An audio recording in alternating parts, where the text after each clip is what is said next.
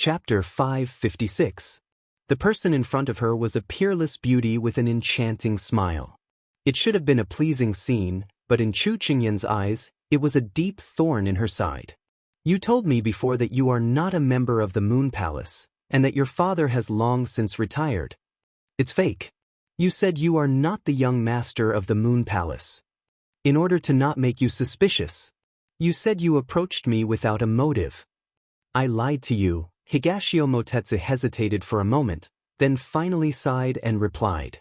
In the beginning it was close, but then it wasn't, and finally, with one question and one answer, the entire garden fell silent. Although Xiao Su had never seen Dongting Wangyu before, he had only heard the conversation between him and the little fellow. He had more or less guessed the identity of this person, as well as their past. The little fellow knew someone, but he did not know. It was a terrible feeling. But seeing the little fellow's grief and indignation at this time, he could not help but put away his displeasure first. He sheathed his sword and walked to her side. He stood by her side and supported her with a full stance, silently telling her that no matter how many wolves, tigers, and leopards there were in this world, he would never leave her. Chu Qingyan closed her eyes, then opened them. The desolation in her eyes had disappeared, replaced by a cold alienation. All right, I have nothing else to say. Thank you, young master of the Moon Palace, for your answer. Chu Qingyan's tone did not carry any emotion, but a faint self-deprecating smile hung at the corner of her mouth. Higashio Motetsu felt that a chasm had suddenly been drawn between the two of them, and then gradually drifted apart. A touch of sorrow flashed through his phoenix eyes. Little girl, why didn't you continue asking? I did not give the order of death, and I did not intend to kill Xiao Su. I approached you with a motive, but that does not mean I want to hurt you. But why didn't you continue asking? Because we were on different sides. Did you have to draw your swords against him? He saw her draw her sword and pointed at him, without any hesitation in her eyes. His heart suddenly felt like it was being squeezed. Xiao Su stood by her side, and could feel the sorrow emanating from her. The feeling of being betrayed must be very uncomfortable. Now, for him, you have to draw your sword against a friend of the past. This is too difficult for you. Xiao Su raised his hand to hold her hand, then pulled her behind him, then looked at Higashio Motetsu with a serious expression. Young master of the Moon Palace, what advice do you have for me? Higashio Motetsu.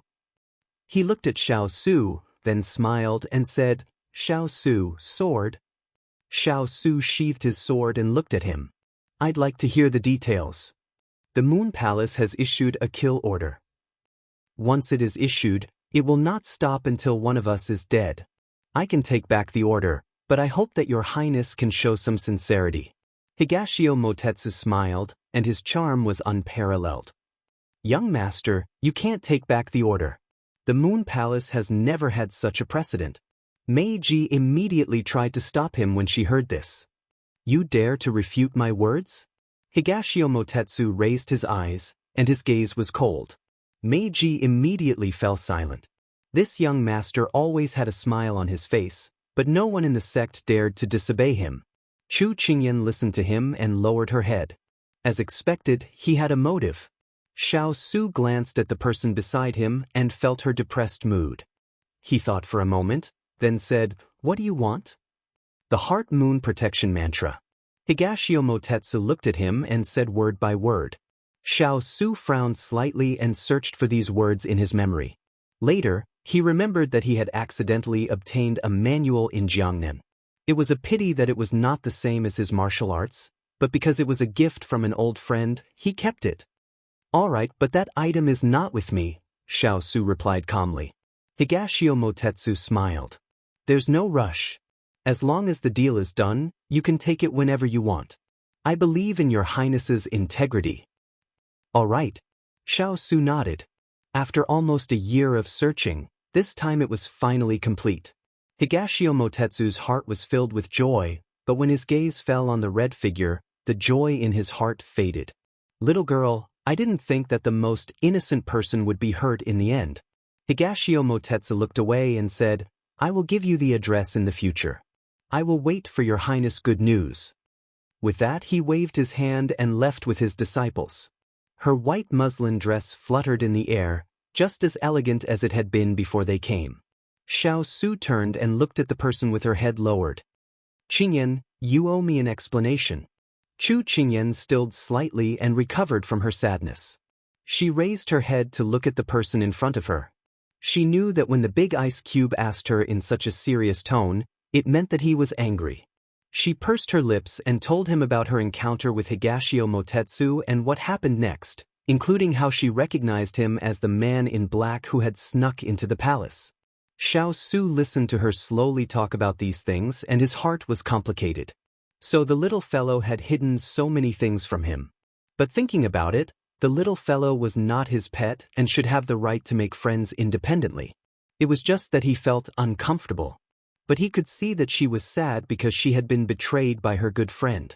He felt that from what she said, Higashio Motetsu had many opportunities to attack her, but he did not.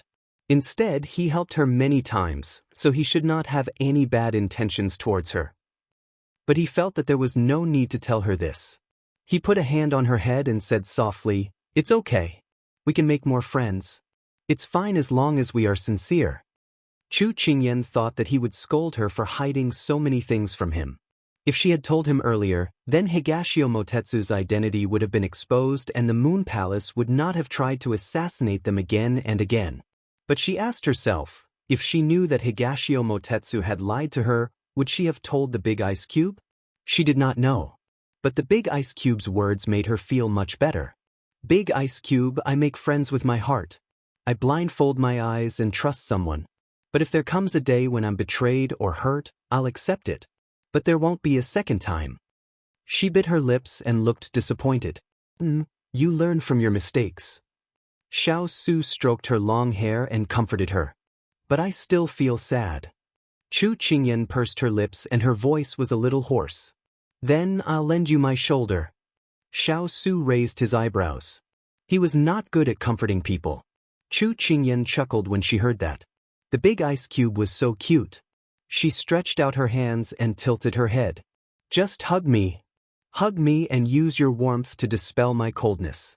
Let me believe that in this world, other than using people, there is also warmth." Xiao Su curled his lips and pulled her into his arms. Chapter 557. Big Ice Cube, why did you agree to his request? Our valiant cavalry is not afraid of the Moon Palace. Huexanyu, he tried his best to get it. Is it important? Chu Qingyan leaned into his embrace and asked in puzzlement. Xiao Su replied, "The heart-protecting moon is a treasure to others, but not to me. Since he wants it, I'll give it to him. It's worth it to exchange a useless book for a relentless pursuit. The valiant cavalry has no interest in fooling around with these people." In fact, he had heard of the heart-protecting moon before. It was rumored to be one of the top 3 martial arts absolute art rankings. If mastered, one's future would be limitless. However, he felt that although this person had ulterior motives, he had helped her along the way. For example, the Blue Manor deal was considered repaying the favor for the little one. Furthermore, although the little one drew her saber against Higashio Motetsu for him, he could tell that the little one did not want to be enemies with Higashio Motetsu. That was why he said that exchanging a cultivation technique for a relentless pursuit was worth it, because he did not want to put the little one in a difficult position. However, there was no need to tell the little one these things. That's good too. Chu Qingyan nodded. She left his embrace and her mood had improved. She looked up at the person in front of her and blinked. "Big Ice Cube, you promised to let me see your true face on New Year's Eve." Xiao Su raised his eyebrows. "Now?" Chu Qingyan suddenly recalled that they were still in the Shang Empire's imperial palace. She regretted her words. "Then I'll go back later." She did not want too many people to see the Big Ice Cube's true face. "Okay." Xiao Su nodded. At that moment, Turin walked over. "Master, King Kuan and his men have been captured. We succeeded in luring the enemy." "Very good. Let Huoling and the rest return after they are done with those people," Xiao Su instructed. Turin nodded. "By the way, young Master Chu Qingyan suddenly remembered and immediately asked, "Turin, how is young Master Is it true?" Turin replied, Young Master Yi lost too much blood and fainted. However, the injuries on his back are too severe. Ethereal said that he was not confident that he could save him. It all depends on his will. Chu Qingyan heaved a sigh of relief. Alright, as long as he's still breathing, there will be a way. She couldn't bear to see a lover end up like a ghost. Xiao Su's expression was grim. No matter the cost, we must make sure he survives. Yes. Tur nods. Yiling Feng is one of Master's few good friends. They won't let anything happen to him. It was already late at night. Chu Qingyan and Xiao Su returned to their room. At this moment, Chu Qingyan was holding a bottle of potion in her hand.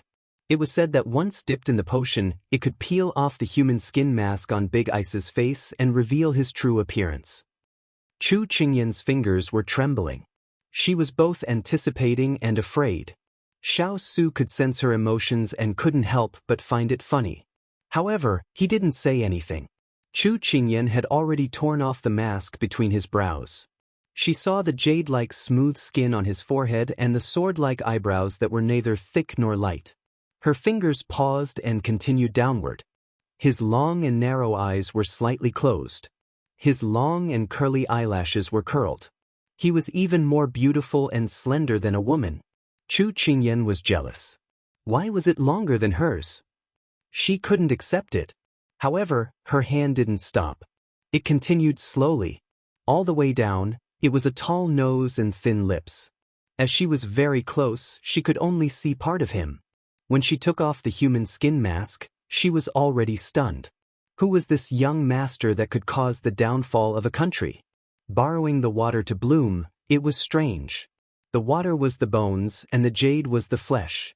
She remembered that when she had lost to Big Ice, he had hidden his snow-white skin under his luxurious clothes.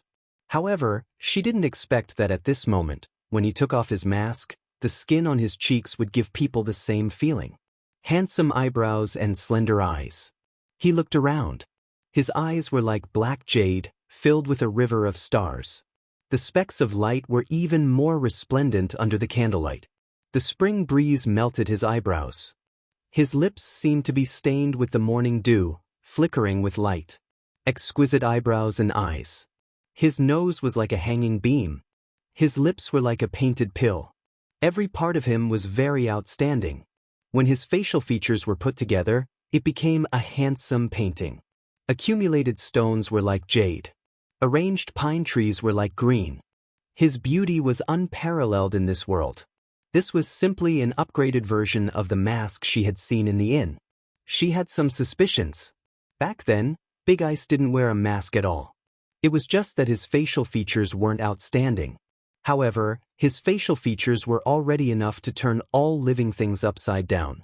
Now that he didn't hide it, people couldn't help but admire him. Dressed in black, he stood there casually, but he was already more beautiful than the world's most beautiful flowers and pearls. Xiao Su looked at her mouth that was wide enough to hold an egg. He couldn't help but smile. Scared stiff. His smile was like the sun that suddenly rose on a snowy mountain peak. A layer of golden light shrouded the snow, reflecting dazzling light. Chu Qingyan couldn't help but answer. You're stunning. After blurting it out, she realized what she had said and couldn't help but blush. Xiao Su couldn't help but smile when he heard this. The little fellow's reaction was quite interesting. Perhaps she was already used to his appearance, or perhaps she didn't care much about it.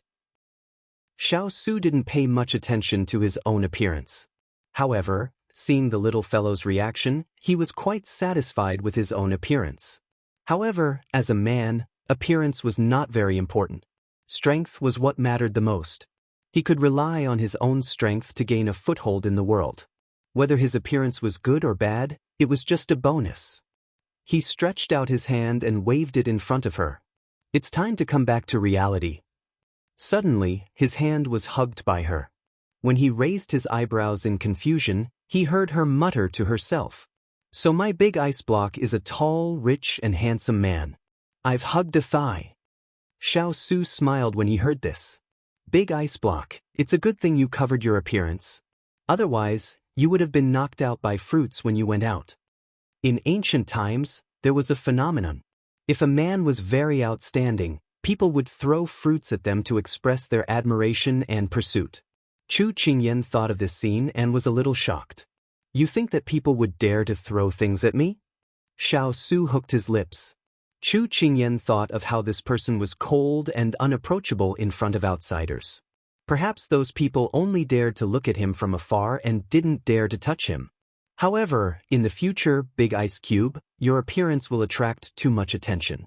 You'd better cover yourself up. Chu Qingyan shook his arm and said righteously. Who knew that she had her own selfish motives and didn't want others to see the big ice block's appearance. Xiao Su had never cared about his appearance. He agreed without hesitation. It was very late at night. After Xiao Su sent the little fellow out, he couldn't help but laugh and was about to close the door when he saw someone who surprised him. Mr. Ruo. Chapter 558. Mr. Ruo was Xiao Su's most outstanding strategist. When he returned to the court after defeating the enemy, Mr. Ruo did not follow him and stayed at the border. But he did not expect to see him at this time. At this time, his clothes were covered in mud. It could be seen that he had traveled a long distance without stopping. His face was also filled with fatigue. Hualing and Turan saw their master's appearance and understood. Master had confessed his true appearance to the little princess. It seemed like the position of the little princess in Master's heart was becoming higher and higher. Xiao Su moved aside to let them in. Hualing and Turan, who followed behind Mr. Ruo, also came in. Xiao Su first poured a cup of hot tea for Mr. Ruo to let him catch his breath. Then he turned to Turan and Hualing. At this time, Hualing presented an urgent secret report. It came from the Sichuan Imperial Palace. When Xiao Su saw the handwriting on it, he knew who had sent it. He hesitated for a moment before finally opening it. After quickly skimming through it, Xiao Su's face suddenly froze. In order to make him return to the Sichuan, Muhu was actually using death. The letter said that Fu Huang was planning to use his disappearance for several months to make Xiao Ran the crown prince. As long as he appeared in the Sichuan, then his Fu Huang's plan would be dispelled. So if he dared to abandon his identity as the Sichuan eldest prince, abandon the Liang family, abandon everything and leave, then she would die in Zhaoyang Palace for him to see. Other than using filial piety to threaten him, what else could Muhu do? The change in Xiao Su's expression did not escape everyone's eyes. They felt the entire room become cold.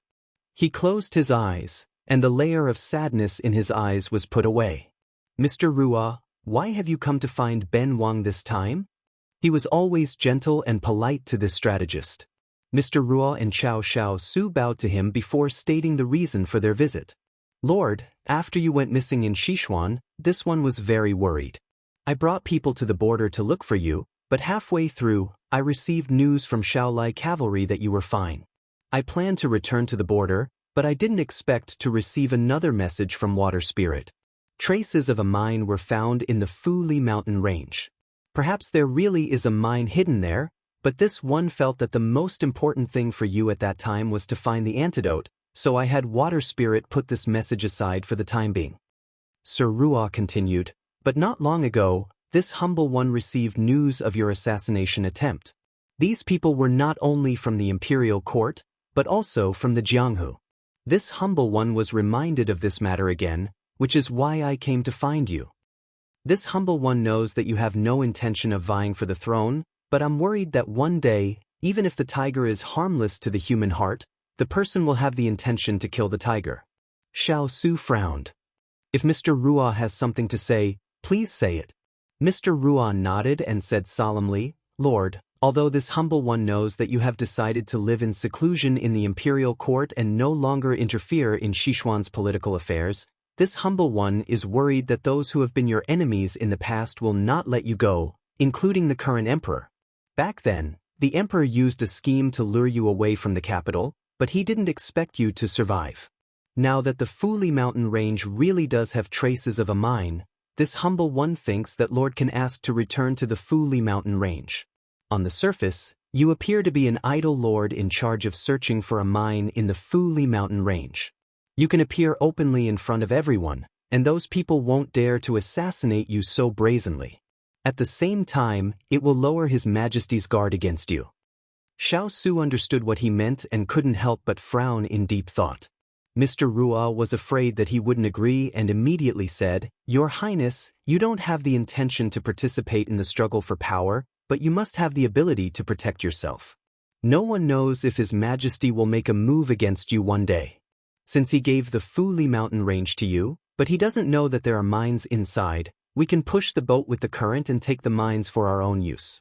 If there is a day when we become enemies, His Majesty won't dare to make a move against you so easily." Turin and Hualing looked at each other.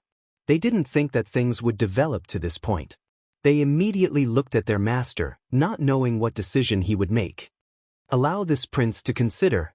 Xiao Su stood up with his back to everyone and said lightly.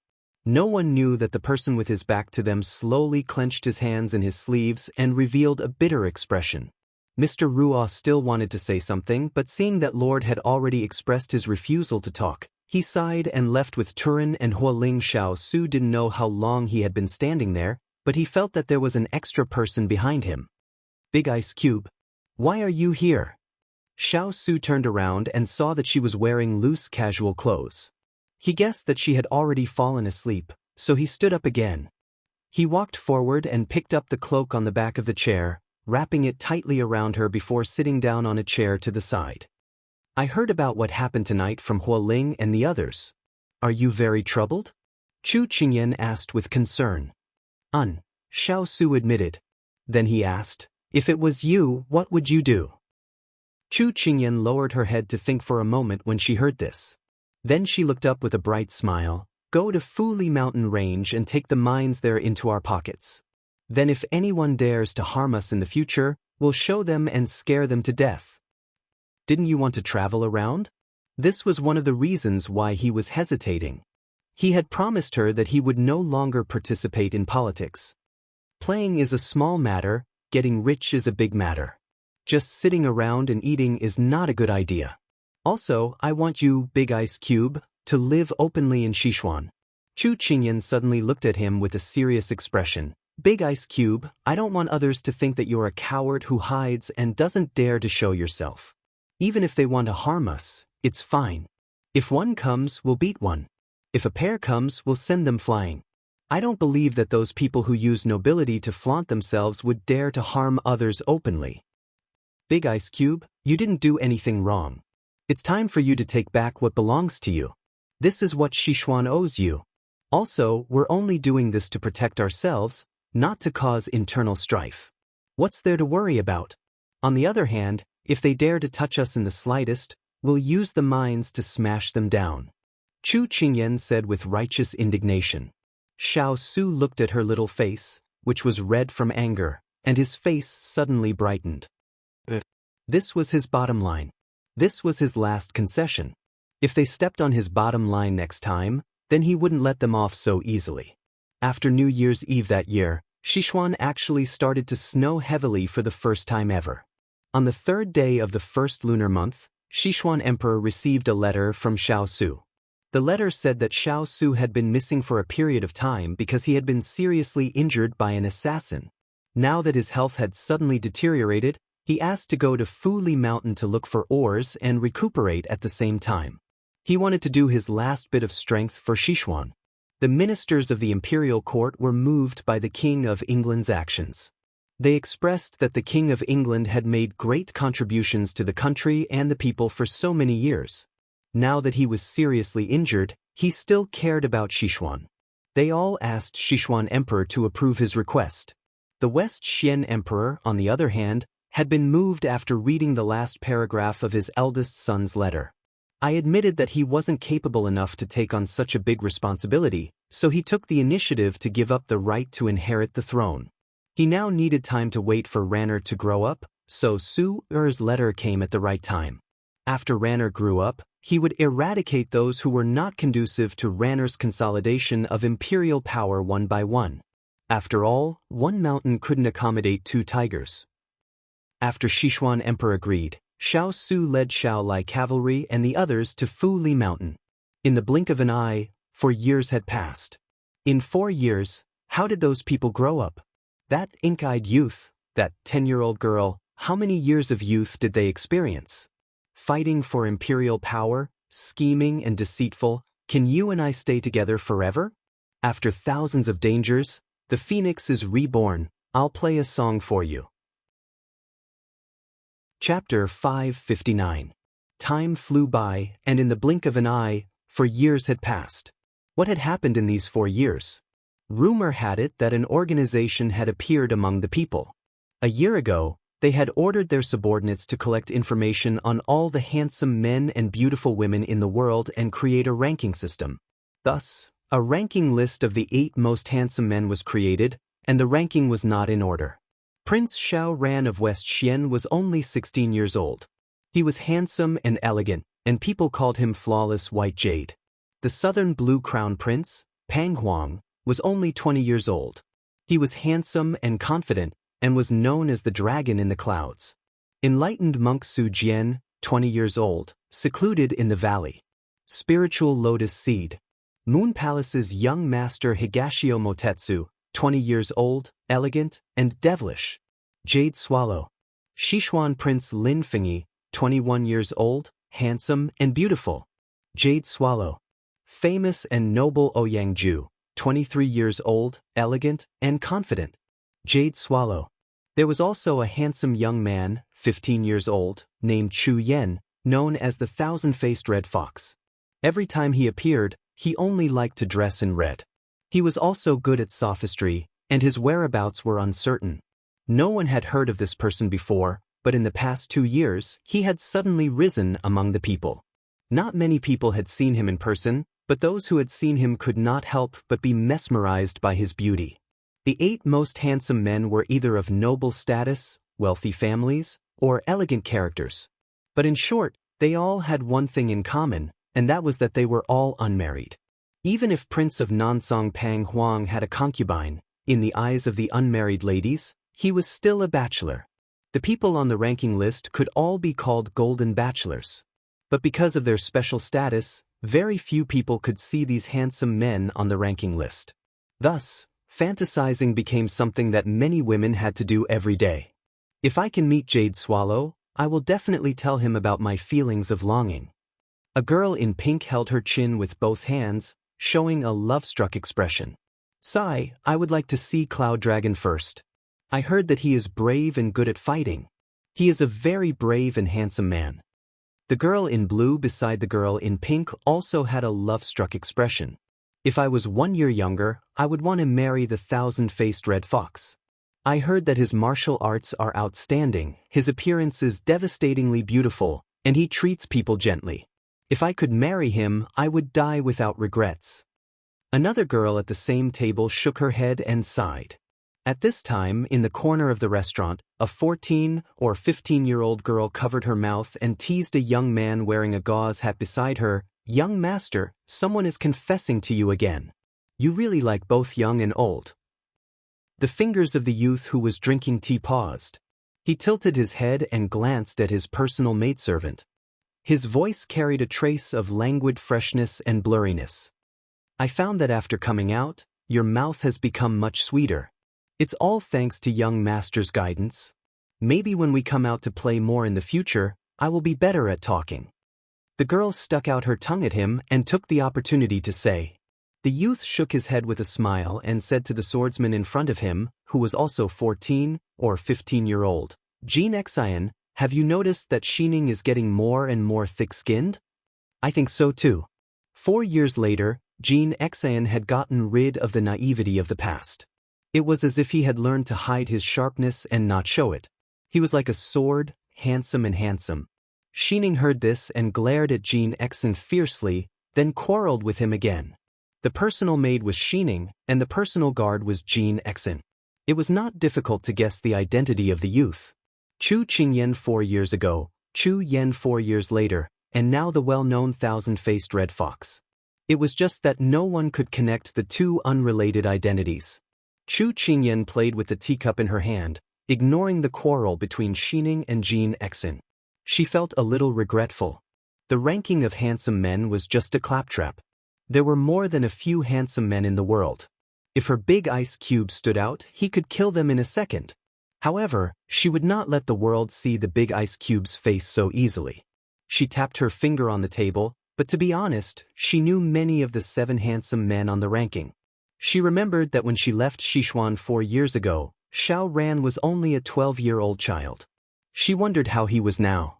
She only knew that under the deliberate training of the Sichuan emperor, he had begun to participate in court politics last year.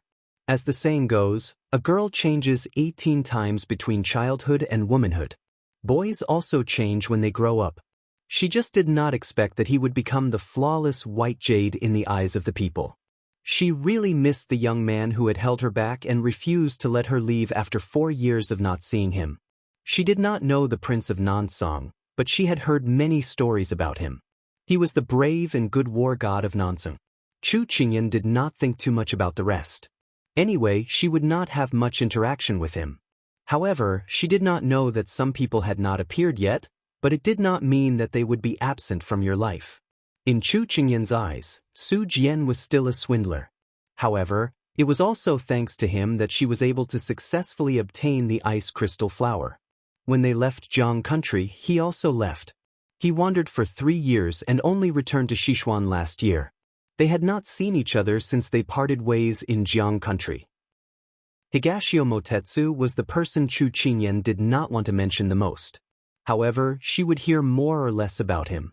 For example, he had established his own organization in the past 4 years, the Full Moon Sect. However, other than this, there was very little news about him. Chu Qingyan snorted. Perhaps he was concentrating on cultivating his heart-protecting moon technique. Lin Fengyi was another good friend of Big Ice Cube. She heard that he was working in Jiangnan. Chu Qingyan was quite curious about him. However, they had been monitored by the imperial court for the past few years. For safety reasons, they did not move around. If there was a chance, she wanted to go to Jiangnan to take a look. Chu Qingyan did not know much about Ouyangyan. It was only limited to the rumors circulating in the market. Therefore, Chu Qingyan did not delve into it. After drinking a few mouthfuls of tea, she suddenly missed Mao Jian. She had been out for half a day. It was time to go back and eat. At this moment, Jean Exon lowered his head and said, "Master, it will be 5 in an hour. If we do not return, His Highness will punish us." When Chu Qingyan thought about her Big Ice Cube's handsome face and frowned slightly, her heart couldn't help but tremble. She coughed softly and said, "Let's go back." Putting down the silver, she got up. Her movements were as smooth as flowing water. The 3 of them passed through the tea house and headed for the door. The girls at the table who had been discussing earlier were attracted by the red-clothed youth in the lead. He liked to wear red clothes, covered his face with a veil, and had a male and female bodyguard and servant girl by his side. He was tall and had a noble temperament. Wasn't this the description of the thousand-faced red fox? The girls were somewhat uncertain. However, a gust of wind blew and inadvertently lifted the white veil, revealing an exquisite and handsome side profile. Everyone could not help but stare blankly. When they came back to their senses, the 3 of them had already walked far away. "What a handsome youth!" someone exclaimed. In March, the peach blossoms bloomed. In April, the fragrance faded. Next year, the branches sprouted. In the following month, the flowers bloomed again.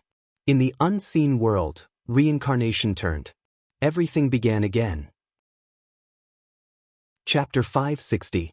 4 years ago, Xiao Su submitted a memorial saying that he was willing to stay in the Fuli mountain range to search for mineral resources and recuperate at the same time. The Sichuan emperor was very satisfied with this move because it would give Xiao Ran enough time to grow. It could also block the opinions of the party that supported Xiao Su. However, in order to make the Sichuan emperor feel that he was treating Xiao Su too coldly, he waved his hand and gave the barren hills and towns within 100 li of the Fuli mountain range to Xiao Su as his fief. Because those places were either deserted forests or farmlands that didn't have much of a harvest, it looked like a large area, but in reality, there was no tax to be collected. It could be said that it was of little value. However, how could he refuse an emperor's reward? Xiao Su accepted it without a word of complaint. Because this place was too desolate, the Sichuan emperor was very kind and didn't collect taxes from them. However, sometimes, a grain of sand that people didn't care about could become a pearl one day. Chu Qingyan brought Xining and Jin Xan back to Lianqing. At this time, Lianqing was no longer as desolate as it had been in the past. Now, vendors and small bosses were shouting on both sides of the street. The people coming and going were all people rushing home to cook and eat. There was an endless stream of horses and carriages, and wine flags fluttered in the wind. It was a lively scene. Perhaps it wasn't as prosperous as the capital, but to be able to achieve such results in such a remote place was already shocking enough. After 4 years, one had to have a whole new level of respect for them. However, all of this was due to Xiao Su's support. In the past, this place was still in ruins. Although the people weren't as bad as not having enough clothes to cover their bodies and food, it was normal for them to not know their next meal. Chu Qingyan stepped on the road back to the residence and saw that the commoners were living and working peacefully. She thought back to the time when they first arrived at this place, and how the commoners were afraid of them and ostracized them. Every time she saw such a peaceful life, Chu Qingyan couldn't help but feel a sense of pride. Her family's big ice cube was awesome. He could bring peace to the country through martial arts, and he could govern the country through literature. Look at how well he governed this place. She liked to walk back instead of riding a carriage because she liked to hear the praises of her family's big ice block and Xiaolai ride from the people on the streets. It gave her a feeling of glory. In the past few years, she had also helped Big Ice Cube deal with these towns and barren mountains. Many times she would pass on modern ideas to him. Big Ice Cube was too smart. Every time, he would be able to draw inferences from her words and apply them practically. But it had to be said that sometimes, the collision of ancient and modern ideas could really create sparks. The King of England's residence. These 3 words suddenly appeared in front of her. There was a similar plaque in the capital. However, the words capital didn't seem to give off much of a feeling. However, the words in front of him gave off the feeling of a family's warmth. He didn't know if it was because his mentality had changed that he had such thoughts. There were 4 bodyguards standing guard outside the mansion. When they saw Chu Qingyan return, they bowed and saluted. Chu Qingyan was just about to step into the gate when she heard shouts coming from inside. The woman I introduced to Lord is a great beauty called Water Spirit. Why are you getting involved with me? A rough voice sounded. Oh, what's the use of looking like Water Spirit? Is she knowledgeable? Is she good at zither, chess, calligraphy, and painting? Do you know how to solve flowers and share the prince's worries? Another sharp voice, Chu Yen, squeezed. Old woman Su, are you looking for trouble with this old woman? Old woman Li, are you done yet? 2 gorgeously dressed matchmakers in their 30s or 40s walked out while cursing. However, they bumped into Chu Qingyan's group of 3. Old woman Su and old woman Li were people who relied on their eyesight to make a living. When they saw the young master in the lead, they saw that he was wearing a red robe with tight stitches. They could see that it was a famous Su embroidery of the highest quality. Although his face couldn't be seen due to the gauze hat on his head, some people's temperament was enough to make people fall head over heels for him. And the red-clothed youth in front of them already made the eyes of the 2 old women shine. Their occupational habits immediately flared up. This young master, may I ask your name and age? Where do you live? Have you ever married? Are your parents still alive? What business does your family have? The 2 had been quarreling fiercely just now, but the words they asked now were surprisingly tacit. After they finished speaking, the 2 glared at each other and whispered that she had seen this young master first. When the 2 finished speaking, the guards on both sides couldn't help but snicker. These 2 really had eyes but couldn't see gold and jade. The person in front of them was the mistress of their Wang Fu, their lord's most precious little Wang Fei. Just now, they had loudly proposed a marriage for the lord in front of her. Now, they wanted to propose a marriage for the little Wang Fei. They would probably be tortured to death later. They were waiting for a good show. You want to propose a marriage for His Royal Highness? Chu Qingyan seemed to not have heard their question. She raised an eyebrow slightly and asked in an indifferent tone. When the 2 heard her tone, it seemed that she was familiar with His Royal Highness. They felt that they had a chance of being a matchmaker, so the 2 immediately started talking at once. They talked about how beautiful and virtuous the person they wanted to propose a marriage for His Royal Highness. After the two talked for a long time, they found that the person in front of them didn't pay attention to them at all. Their expressions suddenly became a bit embarrassed. What about you two? You want to propose a marriage for the Lord, but have you asked his Wang Fei? Chu Qingyan's tone was still slow and leisurely. This? The two looked at each other and then shook their heads. Don't you know that the Wang Fei is in charge of everything in the inner courtyard? Including the selection of concubines and maidservants. So when you see the Wang Fei, you can ask her for instructions. Chu Qingyan finished speaking and leisurely turned, planning to leave. But this young master, the King of England's consort, has never shown her face. Where can we go to find her? The two women had received money from the other party and couldn't help but feel anxious. Chu Qingyan curled her lips. This one can't help you. Send the guests out. As soon as he finished speaking, two guards stepped forward and grabbed the two burly matchmakers and brought them to the door. AI, this official, who is that young master just now? How old is he? Where does he live? Is he married? Are his parents still alive? What business does his family have? They didn't manage to get the King of England to marry, but the two didn't want to let go of that young master just now. He must be a smart and elegant young master. One of the guards sneered, Open your eyes and take a look. You dare to covet our Lord's people? Go, go, go, don't come again. Inviting you out this time is already very polite. If you anger our Wang Fei, you can imagine the consequences. The two matchmakers then left with their tails between their legs. Chu Qingyan had just stepped onto the steps of the main courtyard when she saw Hua Ling. She immediately waved at him and had him come over. She asked in a small voice, How is His Highness' mood today? Hua Ling winked at her, reporting to the princess, Dark clouds are gathering. You're on your own.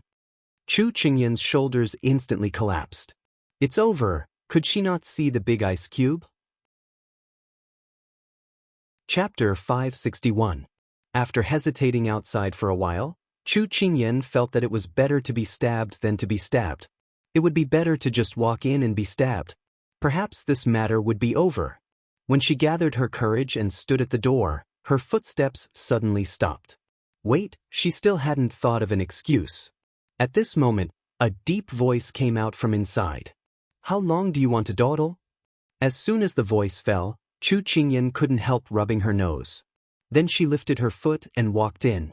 Shi Ning and Jean Xian, who followed behind her, saw their master's usual majestic appearance in front of outsiders, but in front of His Highness, she was as obedient as a kitten. They simply didn't want to admit that she was their master. When Chu Qingyan walked in, she saw a person sitting behind a table with a book in his hand. One hand was resting on the table and the other hand was holding a book, looking very leisurely. But when that person heard her footsteps, he turned around. Even after looking at him for 4 years, she still didn't get tired of looking at his face. His eyebrows were as calm as a lake. His eyes were as clear as the moonlight. His clothes were embroidered, his face was bright and clear, and his skin was as clear as snow. His natural cold elegance made people unable to help but hold their breaths. They were afraid that their actions would disturb this noble young master who seemed to have walked out of the immortal fog. She had once inadvertently blurted out a poem to describe him, but he had thrown her a cold face and ignored her for a day. But what she said was the truth. There is a beauty in the north, aloof and independent. A glance could topple a city, a second glance could topple a country. Rather than topple a country or a city, a beauty is hard to find. A beauty wasn't necessarily used to describe a woman. It was a pity that the big ice cube didn't seem to appreciate it. Thinking of this matter, Chu Qingyan shrugged her shoulders. At this time, her attention was already on the big ice cube. She saw him put down the book and slightly knit his brows as he looked at her. At this time, she remembered that she had forgotten to take off her veil. So she raised her hand to untie the string on her chin and casually took off her veil. The face hidden behind the veil was revealed to the air. When she was 10 years old, she had already begun to show signs of her beauty. Now that 4 years had passed, the baby fat had decreased by a lot. Her cheeks seemed to be lined with the rosy clouds of the morning sun. Her skin was like snow, and the autumn water was like jade.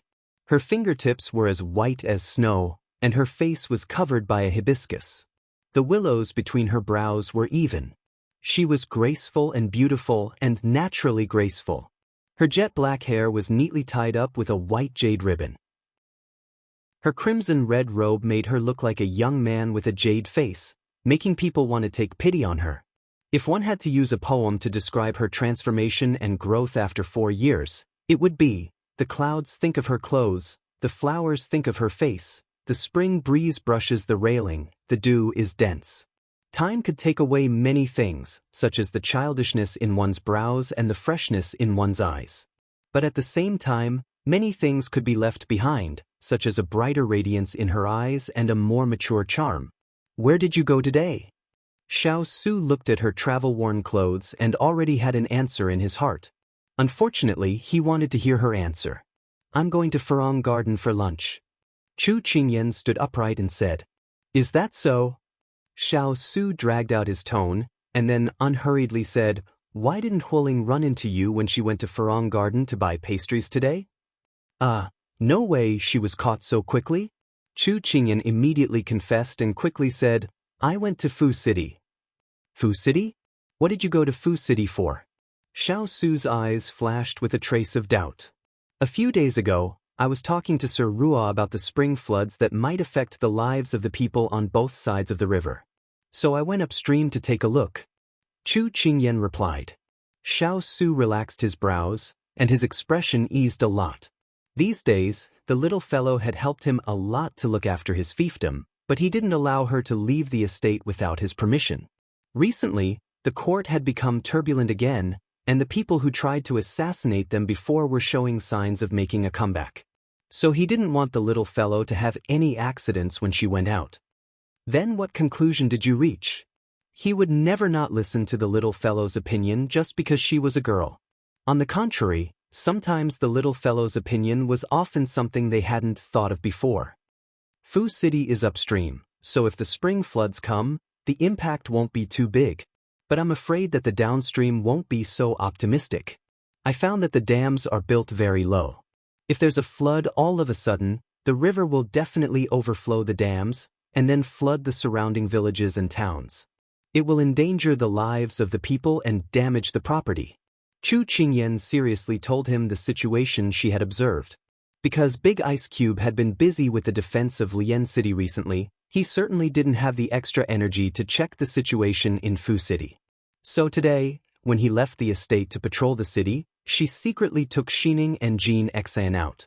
If she had reported to Big Ice Cube in advance, he would definitely not have agreed to it. When the time came, he would have to go out himself, and she didn't know how long he would be busy. She was distressed for his health. The little fellow in front of him could be said to have become his right-hand woman. She had helped a lot in rebuilding these cities and towns. At this time, she had also provided a lot of information about the spring floods. Xiao Su's eyes flashed with a touch of appreciation. "Then in your opinion, what do you think we should do now?" He was now used to asking her, not necessarily because her suggestions were useful, but because he intended to cultivate her. Fortunately, she always lived up to his expectations. Chu Qingyan had thought of a countermeasure on the way back. At this time, when Xiao Su asked, she answered fluently. "I think we can take 3 measures. The first is to let the people downstream move away. The second is to divert Luo River. A force is huge, and if we block it blindly, it will collapse one day. But if we divert its power, then it won't be able to condense into a huge destructive force. We can also divert it to a wasteland not far downstream. I went to take a look in the afternoon and found that the wasteland is not lacking in nutrients. On the contrary, its soil is very fertile, but it lacks water. In this way, we can reduce the force of the water flow and water the soil. In the future, we can open up new fields, and the people can use it to plant crops. In the future, there will be other harvests, and we can feed many people. The last measure is that we can increase the height of the dam. No matter how strong the river is in the future, we won't be afraid that it will flood the people's homes and cause losses." Chu Qingyan smiled and told him her plan. She was inspired by Yu the Great's flood control teacher in history class. However, she didn't remember much at that time, and combined it with her own observations and thoughts. She came to a conclusion. Xiao Su looked at the girl in front of him who was smiling at him. He felt a sense of relief, as if he had a daughter who had just grown up. Chapter 562. The person in front of him was all smiles. She was no longer as naive as before. She had only grown stronger and more motivated. In these few years, she had followed him from the most difficult start to the stability they had today. She had never complained to him and had always gritted her teeth and persevered with him. When they had just arrived at Lian City, it was all in ruins. There wasn't even a clean place to rest. Mu Ling had brought people to repair the prince's residence overnight. She hadn't been idle either. Sometimes she would help pass this and that. She didn't even care about the heavy rain. When they were building the city gate, she had also accompanied the guards to the front line. It could be said that she had accompanied him step by step to complete Lian City. It could also be said that she had contributed to every transformation of this 100 miles of land. All right, I will discuss your suggestion with Mr. Ruo. If it can be implemented, I can give the order today. Xiao Su nodded slightly. The little fellow's suggestion was acceptable. However, they needed more precise arrangements to be able to implement it. Chu Qingyan expressed her understanding. She had only proposed a rough plan. To truly implement it, they still needed manpower and resources. She raised her head, revealing a soft and beautiful neck. The beautiful curve stopped at her collar. Xiao Su's gaze inadvertently swept across the scene. His eyes flashed slightly and he looked away without leaving a trace. For some reason, as time passed and the little fellow grew, his gaze would always involuntarily stay on her body. In the past, she was like a branch that had just sprouted. Now, she was like a flower bud that was about to bloom. The petals were covered with sparkling dewdrops, dazzling the eyes. Xiao Su felt very comforted. After all, he had put in so much effort to nurture her. She had grown up to be so pleasing to the eye. It was something to be proud of. It gave him a greater sense of achievement than winning so many battles. However, this feeling had unknowingly changed. As for what it had changed into, he couldn't see through it. However, for now, he would continue like this. If it reached a point where he had no choice but to change, he would think about it again. On the battlefield, the raging flame war god was proficient in Qimendo techniques and could see through the enemy's thoughts. In Chu Qingyan's words, his intelligence was off the charts and his looks were off the charts. However, when it came to matters of the heart, he was like an ignorant youth. He could not understand his own feelings at all. He thought that his feelings for Chu Qingyan were just a form of love and care. However, it had been a long time since that love and care had become that kind of love and care. It was understandable that Xiao Su was slow when it came to relationships. After all, he had never paid attention to the women around him and kept them at arm's length. No woman dared to approach him. Even if there were female subordinates, he would treat them as if they were men. Chu Qingyan was just as slow. She could talk about other people's relationships as if she knew everything, but when it came to herself, it was useless. When you're confused, you're just stuck in the game. Only when you understand your own intentions will you be able to jump out of the puzzle. So between the two of them, there was still a long way to go before they could reach their goal. When Chu Qingyan heard this, she was very happy in her heart. What she admired the most about Big Ice Block was that he never looked at family background when choosing people. Just like her, he never looked down on her because she was a woman and looked down on her.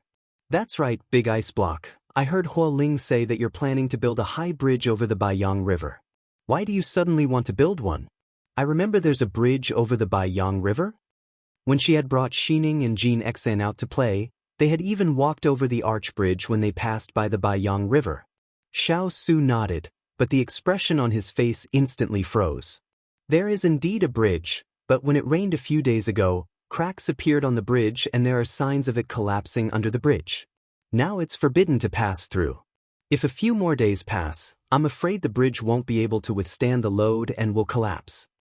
What? Chu Qingyan was a little surprised. Wasn't that bridge built 5 years ago? Why is it collapsing so quickly?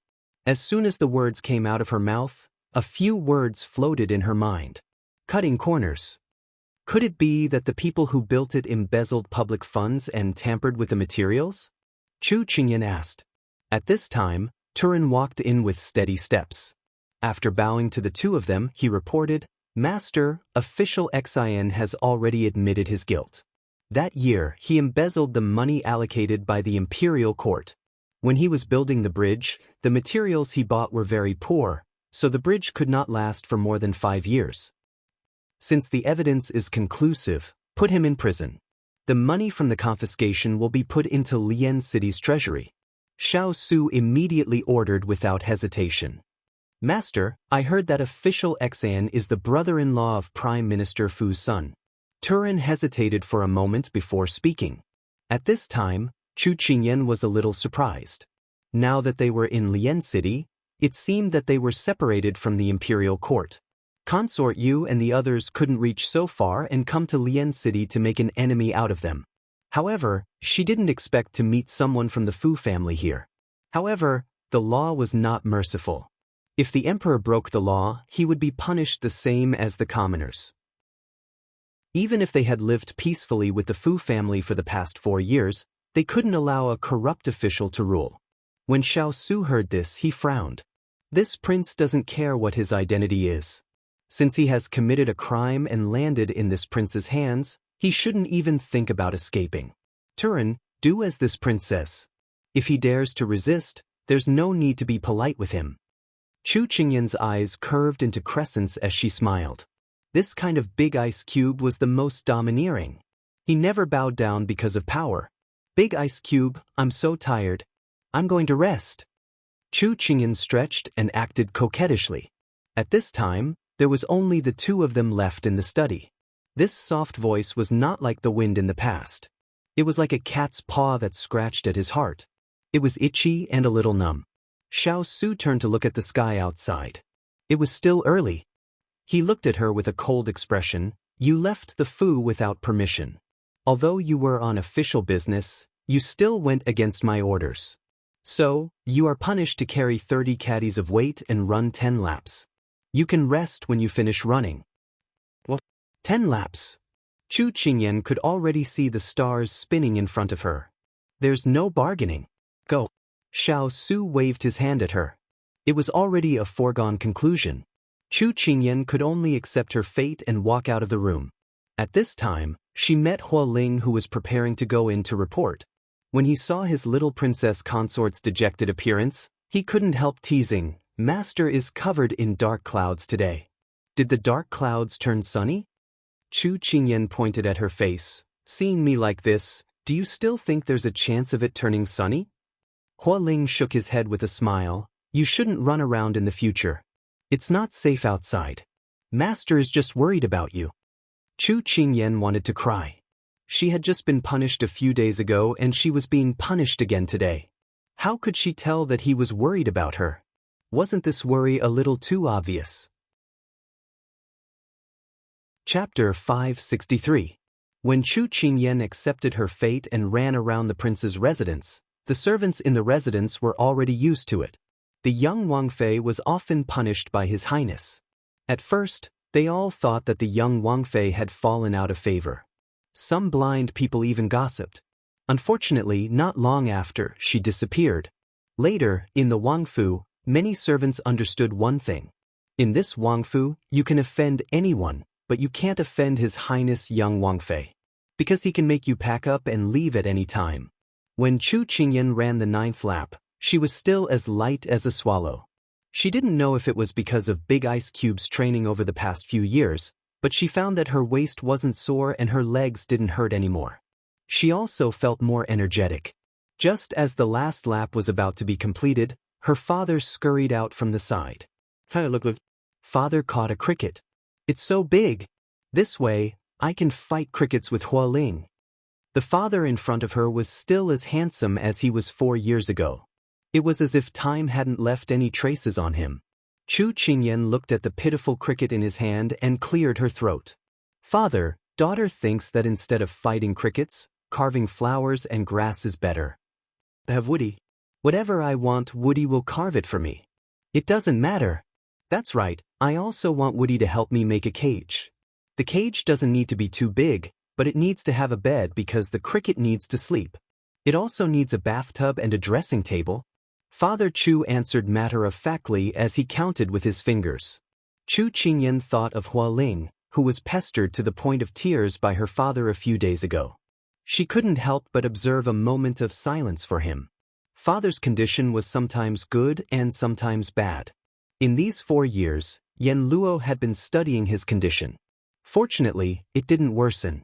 Instead, it improved little by little. It was a pity that her father's ability to tease people increased. Hua Ling and the others wouldn't take the initiative to meet him if they could avoid him.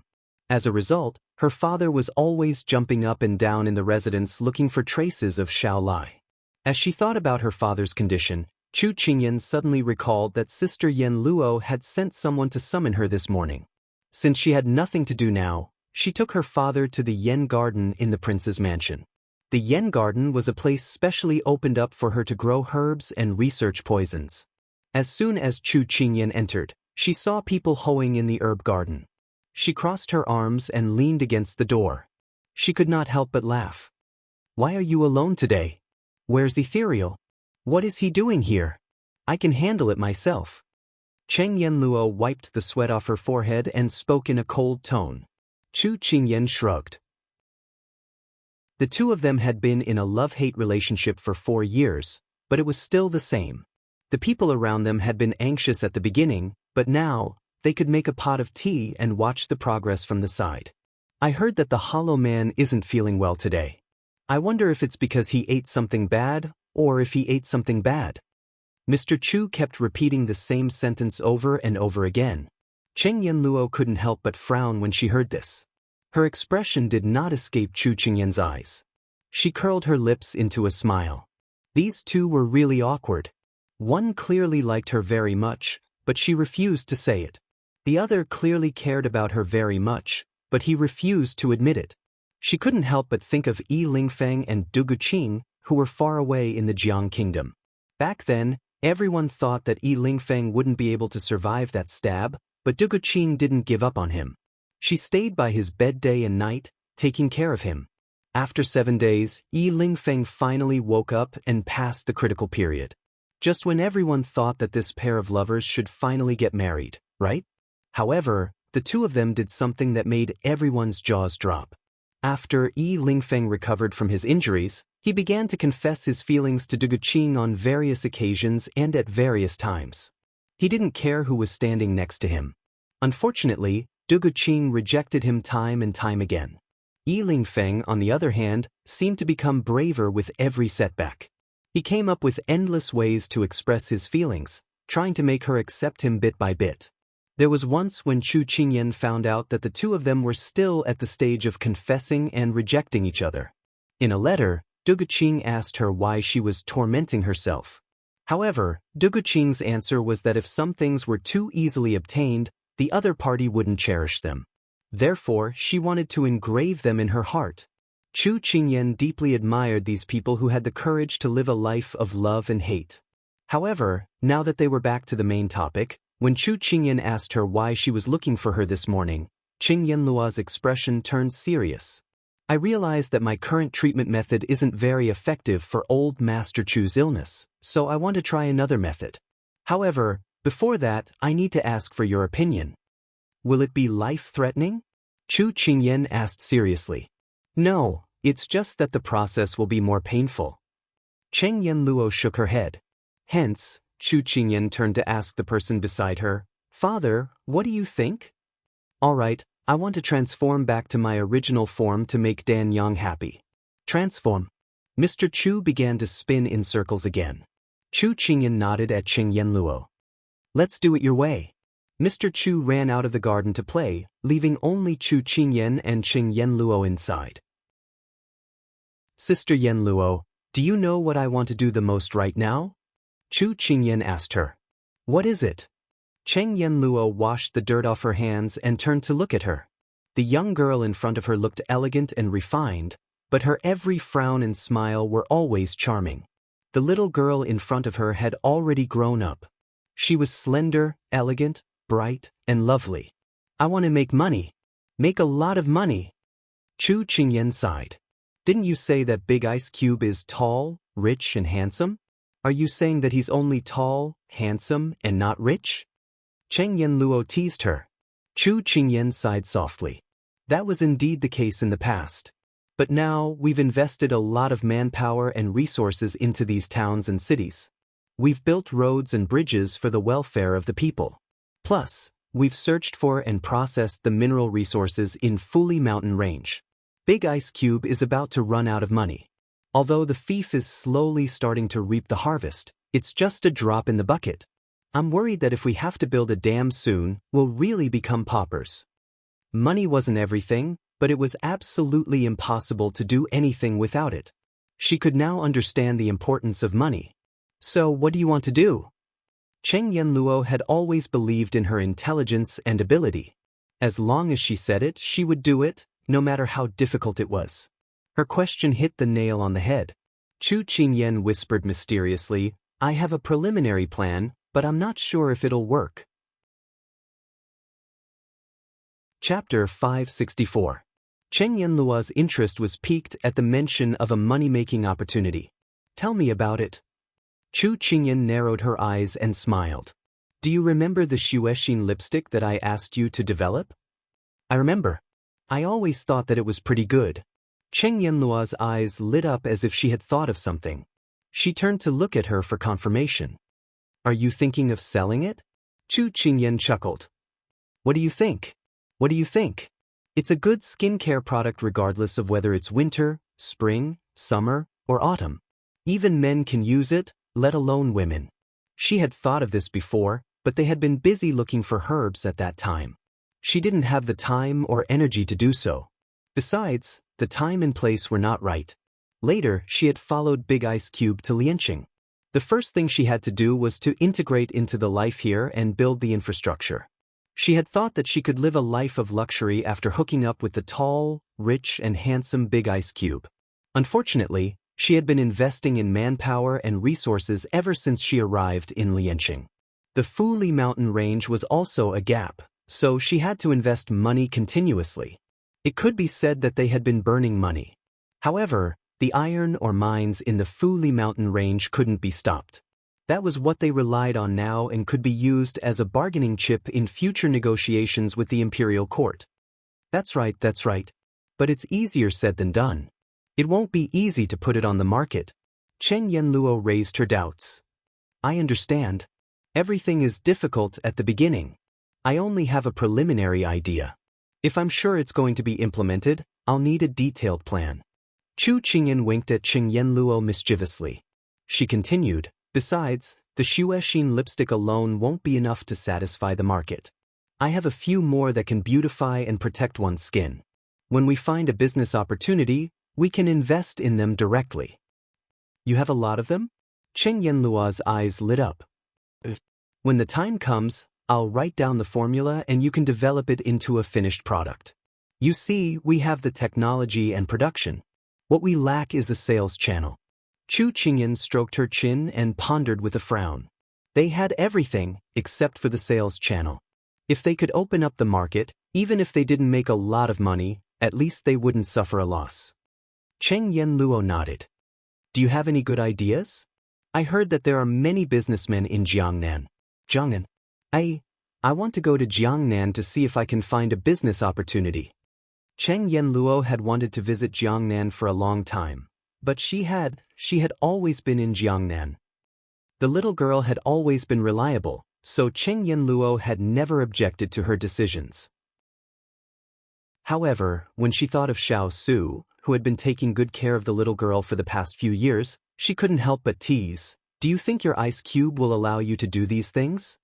Is my big ice cube democratic? Cheng Yanluo shrugged. I'll wait and see. The matter was over. After all, they couldn't go to Jiangnan in a day or two. Chu Qingyan wanted to talk to Big Ice Cube about this matter after the spring flood. She wanted to give the other formulas to Yanluo first.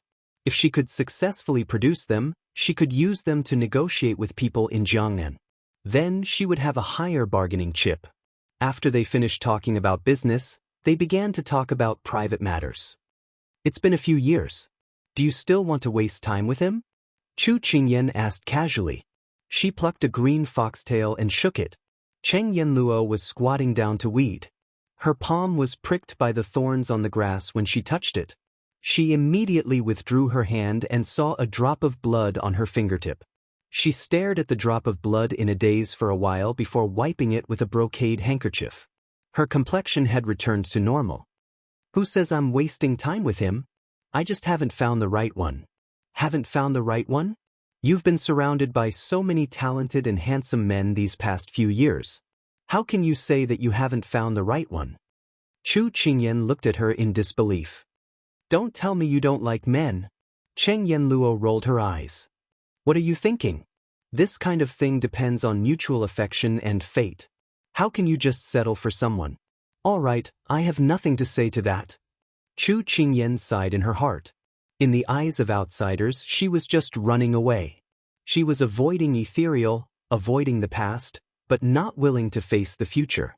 Such feelings were contradictory, but the crux of the problem was there and no one could solve it. She wanted to be treated wholeheartedly, but in Ethereal's heart, there was also a sense of responsibility. 6 years plus 4 years was already 10 years. 10 years was such a beautiful time for a woman, but she had wasted it on something that wasn't waiting. Chu Qingyan didn't know what she was waiting for. Was she unwilling to give up, or was she unwilling to give up? Chu Qingyan felt uncomfortable every time she saw the two of them getting along with each other awkwardly. But when it came to matters of the heart, outsiders couldn't interfere. By the way, did you dress up as a man again today to swindle people? Rumor has it that Thousand-Face Red Fox is one of the 8 most handsome men. If outsiders know that Thousand-Face Red Fox is just a little girl who is still wet behind the ears, I don't know how many people's eyes will pop out of their sockets. Cheng Yanluo regained her vitality and said with a teasing tone. Chu Qingyan spread her hands and pretended to be a little annoyed. I don't know how I got on the list. I just saved a little girl who was almost hit by a carriage on the street. Word spread like wildfire and I got on the list. Didn't that little girl say that she wanted to devote herself to you? Cheng Yanluo seemed to remember such a thing. I think she was thrown away by a big ice cube. Chu Qingyan couldn't remember clearly. You're even jealous of a girl. Cheng Yanluo couldn't help but sneer. You're so pretty, little girl. When you dress up as a woman, there are so many men kneeling under your skirt. When you dress up as a man, there are so many girls chasing after you. You're attractive to both men and women. Your big ice cube not only has to guard against men, but also against women. It's so cruel. She had to admit that the little girl had changed in the past few years. If she was a budding flower in the past, she was now a delicate peach blossom in full bloom. Her peach blossom was bright and dazzling. If she were a man, she would have taken action and taken such a beautiful girl into her pocket. Unfortunately, there was a very strong protector by her side. Chu Qingyan's face darkened slightly. Don't talk nonsense. My big ice cube won't do that. Our relationship is pure. Pure. Cheng Yanluo seemed to have heard something funny. She covered her mouth and laughed uncontrollably, ignoring the mud on her hands. Chapter 565. Chu Qingyan felt a little uncomfortable from her laughter and couldn't help but push her shoulder. What's so funny? But it was as if Yanluo's laughing acupoint had been pressed and she couldn't stop laughing. Chu Qingyan could only stomp her feet and leave in a huff. Really, I'm not going to talk to you anymore. Cheng Yanluo looked at the little girl's indignant and somewhat fleeing figure and couldn't help but curve her lips again.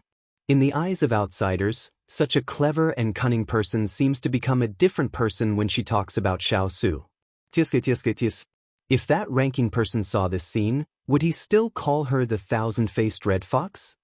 These two people's status was so confirmed and they were clearly a couple. But these two people were able to maintain their relationship from 4 years ago until now. Above friends but not yet lovers. However, these two people probably didn't realize that they were more intimate and sweet than ordinary husband and wife. It was just that they were already used to it, as if they were still in the circle from 4 years ago and hadn't jumped out yet. At this time, there needed to be some kind of collision. Only by shattering it could the two of them see each other clearly in the hazy mist. However, the little girl's question had indeed touched her heart. What was the point of waiting? Perhaps it had already become a habit. She smiled bitterly. Perhaps there had to be someone who was more outstanding than him and understood her better than him to move her heart. Otherwise, she wouldn't be willing to give herself to another person so easily.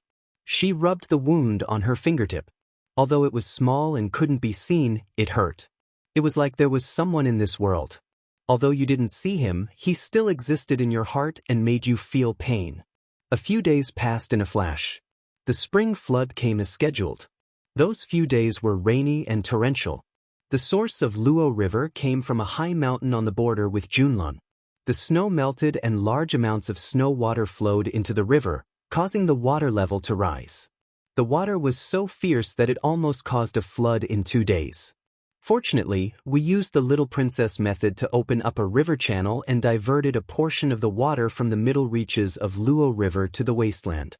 That's how we managed to disperse such a large amount of water. Otherwise, with the ferocity of this spring flood, even if we increased the height of the dam, it would still be destroyed. Hua Ling had just returned from Luo River. When he spoke about this matter, his tone was a bit emotional. At this time, everyone was discussing the spring flood in the conference hall and Hua Ling was the first to speak. Tura nodded. If it weren't for the little princess's idea, we would have suffered a great loss this spring. Not only would the people's houses be destroyed, but this year's harvest would also be affected. Chu Qingyan was a little excited at the high praise from the crowd. However, she was still very calm on the surface because she wanted to show that she was neither arrogant nor discouraged. The spring flood had passed in 2 days. After yesterday's high tide, it would gradually decrease in momentum from today onwards. Once the front was stabilized, there was no need to worry about the back. Arrest all the officials responsible for building Luo River's dam and interrogate them. Make them spit out all the money they took from the people. Xiao Su's expression was a bit heavy at this time and his tone was stern. Because a few days ago, when they were preparing to increase the height of the dam, they suddenly discovered that the construction of the dam had been shoddy. The impact of the river 2 years ago had already caused cracks to appear. It was already lucky that it hadn't collapsed before. This year's spring flood was expected to be fiercer than the last 2 years. This dam couldn't withstand it at all. When the time came, as long as one side collapsed, it wouldn't only affect the people downstream of Luo River, but also the entire city. Therefore, in those few days, the master didn't have a good rest at all. He was in full command to urge everyone to rebuild the dam and strive to get this done before the high tide. Then, after the crisis passed, he would come back and interrogate them one by one. As Xiao Su's assistant, Lu Rui immediately stepped forward to accept the order. Lu Rui used to be Xiao Su's strategist. Now that Xiao Su was in charge of the fief within 100 miles of Lian City, he could appoint people at will. Lu Rui had previously been by his side giving advice, and his performance was outstanding. It could be said that he was an expert in planning and a talent with long sleeves. Therefore, Xiao Su arranged for him to be the Minister of War to assist him in managing the fief. And in these few years, Lu Rui didn't disappoint him. He managed all the big and small affairs of Lian City in an orderly manner. Therefore, Xiao Su basically handed over all the matters to him. After Xiao Su finished assigning tasks, the officials who had received their orders in the meeting hall all left. At this time, only Chu Qingyan and Xiao Su were left. I didn't expect that we would take on such a big mess. Chu Qingyan sighed. When she first arrived, her eyes were filled with desolation. She was stunned and thought that she had come to an isolated island. She was prepared to survive. It could be said that it was a place where chickens lay eggs and birds didn't shit.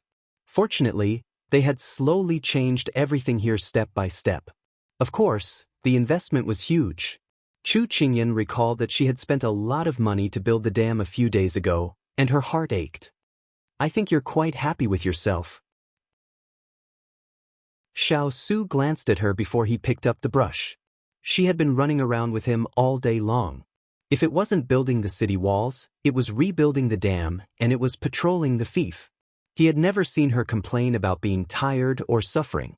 Chu Qingyan laughed when she heard that. Don't tell me you're going to cry? Even if you cry until you're blind, it's still the same. It can't be changed. It's better to transform it properly. Xiao Su nodded. You're aware. Chu Qingyan smiled complacently. Of course. After speaking, Chu Qingyan suddenly remembered that she had to compete with Jean Xin in the afternoon. Just as she was about to get up and leave, she felt a warm current flowing out from her lower abdomen. Following that, her waist had been sore for the past 2 days. Her waist went soft and she almost couldn't stand properly. Xiao Su, who was sitting behind the desk, felt that something was wrong with her. What's wrong? No. Chu Qingyan held onto the back of the chair and immediately denied it. She was done for. She had a bad premonition. Could it be that her period had come? It was said that women in ancient times usually had their period at the age of 14 or 15. She was already 15 now, so it should be about time. A few days ago, her mother had asked her about it. She didn't expect it to be so soon. However, Chu Qingyan comforted herself. Could it be that she was scaring herself? However, as if to verify her thoughts, a warm current flowed between her thighs. It felt sticky. She had experienced this strange feeling when she was 15 or 16 in modern times. It was too familiar. No, she had to leave this place quickly. Otherwise, if she was discovered by the Big Ice Cube, she would be embarrassed. Big Ice Cube, I have something important to do. I'll leave first. Just as she was about to leave quickly, a thunderous voice sounded from behind her. Wait. Chu Qingyan's feet instantly froze, but she didn't dare to turn around. What's the matter? Are you injured? Xiao Su furrowed his brows and looked at the figure that suddenly tensed up. He smelled the thick smell of blood in the air and his face suddenly sank. Chapter 566. When Xiao Su's words fell, Chu Qingyan's entire body froze in place. Big Ice Cube, can your nose not be so sharp? Let me go. I want to dig a hole and hide in it. The smile on her lips had already stiffened. At this time, she could not move her body much because her first period was too strong. Also, her abdomen was filled with pain and her face was starting to turn pale. So Chu Qingyan did her best to maintain her current position. She coughed to cover it up. No, nothing. Maybe you're wrong. I'm going back to my room now. I'm a bit tired after running around all day. After saying this, she wanted to slip away. But who could tell her who this wall that suddenly appeared in front of her was? The meat wall in front of her coldly said, "Don't lie to me. Did you get hurt from fighting with someone again?" Chu Qingyan was embarrassed. He said it like she only knew how to fight with people when she went out. I'm really fine. Maybe it floated in from outside. Chu Qingyan's head was filled with black lines as she tried to argue. Also, why was she discussing this with a man? But an explanation was a cover-up, and Xiao Su didn't believe her. The smell was getting stronger and stronger, and it made him frown deeply. He was about to grab her shoulder to check, but she quickly slipped away. Big Ice Cube, don't worry. It'll be fine in a few days. She let out a sigh of relief that she had successfully escaped.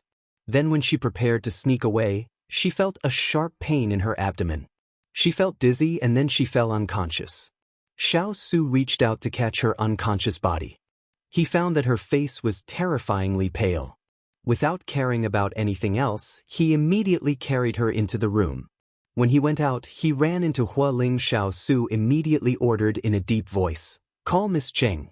Hua Ling saw the unconscious little princess in his arms and the bloodstains on his master's sleeve.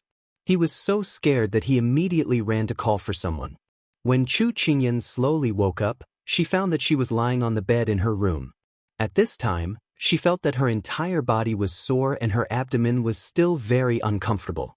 Then, she suddenly remembered what had happened before she fainted. She immediately buried herself in the blanket. How embarrassing! At this moment, a funny voice came from the side. "Why are you hiding? Your Big Ice Cube isn't here. I really admire you. Even a menstrual cycle can cause you to faint." Upon hearing Yen Luo's voice, Chu Qingyan pulled down the blanket to get some fresh air. Her face was still flushed. "I don't know why my body is so weak. You haven't had a good night's sleep for the past few days because of the spring flood. You even went to Luo River to supervise the maintenance of the dam. How can your little body take it? Cheng Yanluo walked to her bedside and handed her a cup of warm brown sugar ginger water. Chu Qingyan got up and took the bowl with both hands, trying to use the heat to drive away the coldness in her fingers. She defended herself. How would I know that this thing would come at this time? If I knew, I would have stayed at home obediently. Didn't we already foresee this? Don't you feel that your body is a little tired recently? Cheng Yanluo looked at her with her arms crossed, her tone exasperated. I've been too busy recently and neglected it. Chu Qingyan felt that her scalp was a little tight. This is what happens when you don't take care of your body. Even we were shocked by you. I'm afraid that the entire prince's residence is talking about you fainting. Cheng Yanluo looked at her and shook her head. The entire prince's residence? Chu Qingyan bit the edge of the bowl, her cheeks starting to redden again. His Highness knows that I fainted because... She wanted to say something but stopped. How could Cheng Yanluo not know what she was thinking? She said with some mischief, "Of course he knows. You fainted, but you don't know how anxious your big ice cube was when he saw that you were unconscious. But when I found out the reason, I thought back to his face just now. It was as black as the bottom of a pot." When she rushed over, several plum blossoms had bloomed on Xiao Su's sleeves. She thought that something big had happened because Xiao Su's face was so ugly. When she finished examining him, she didn't know whether to laugh or cry.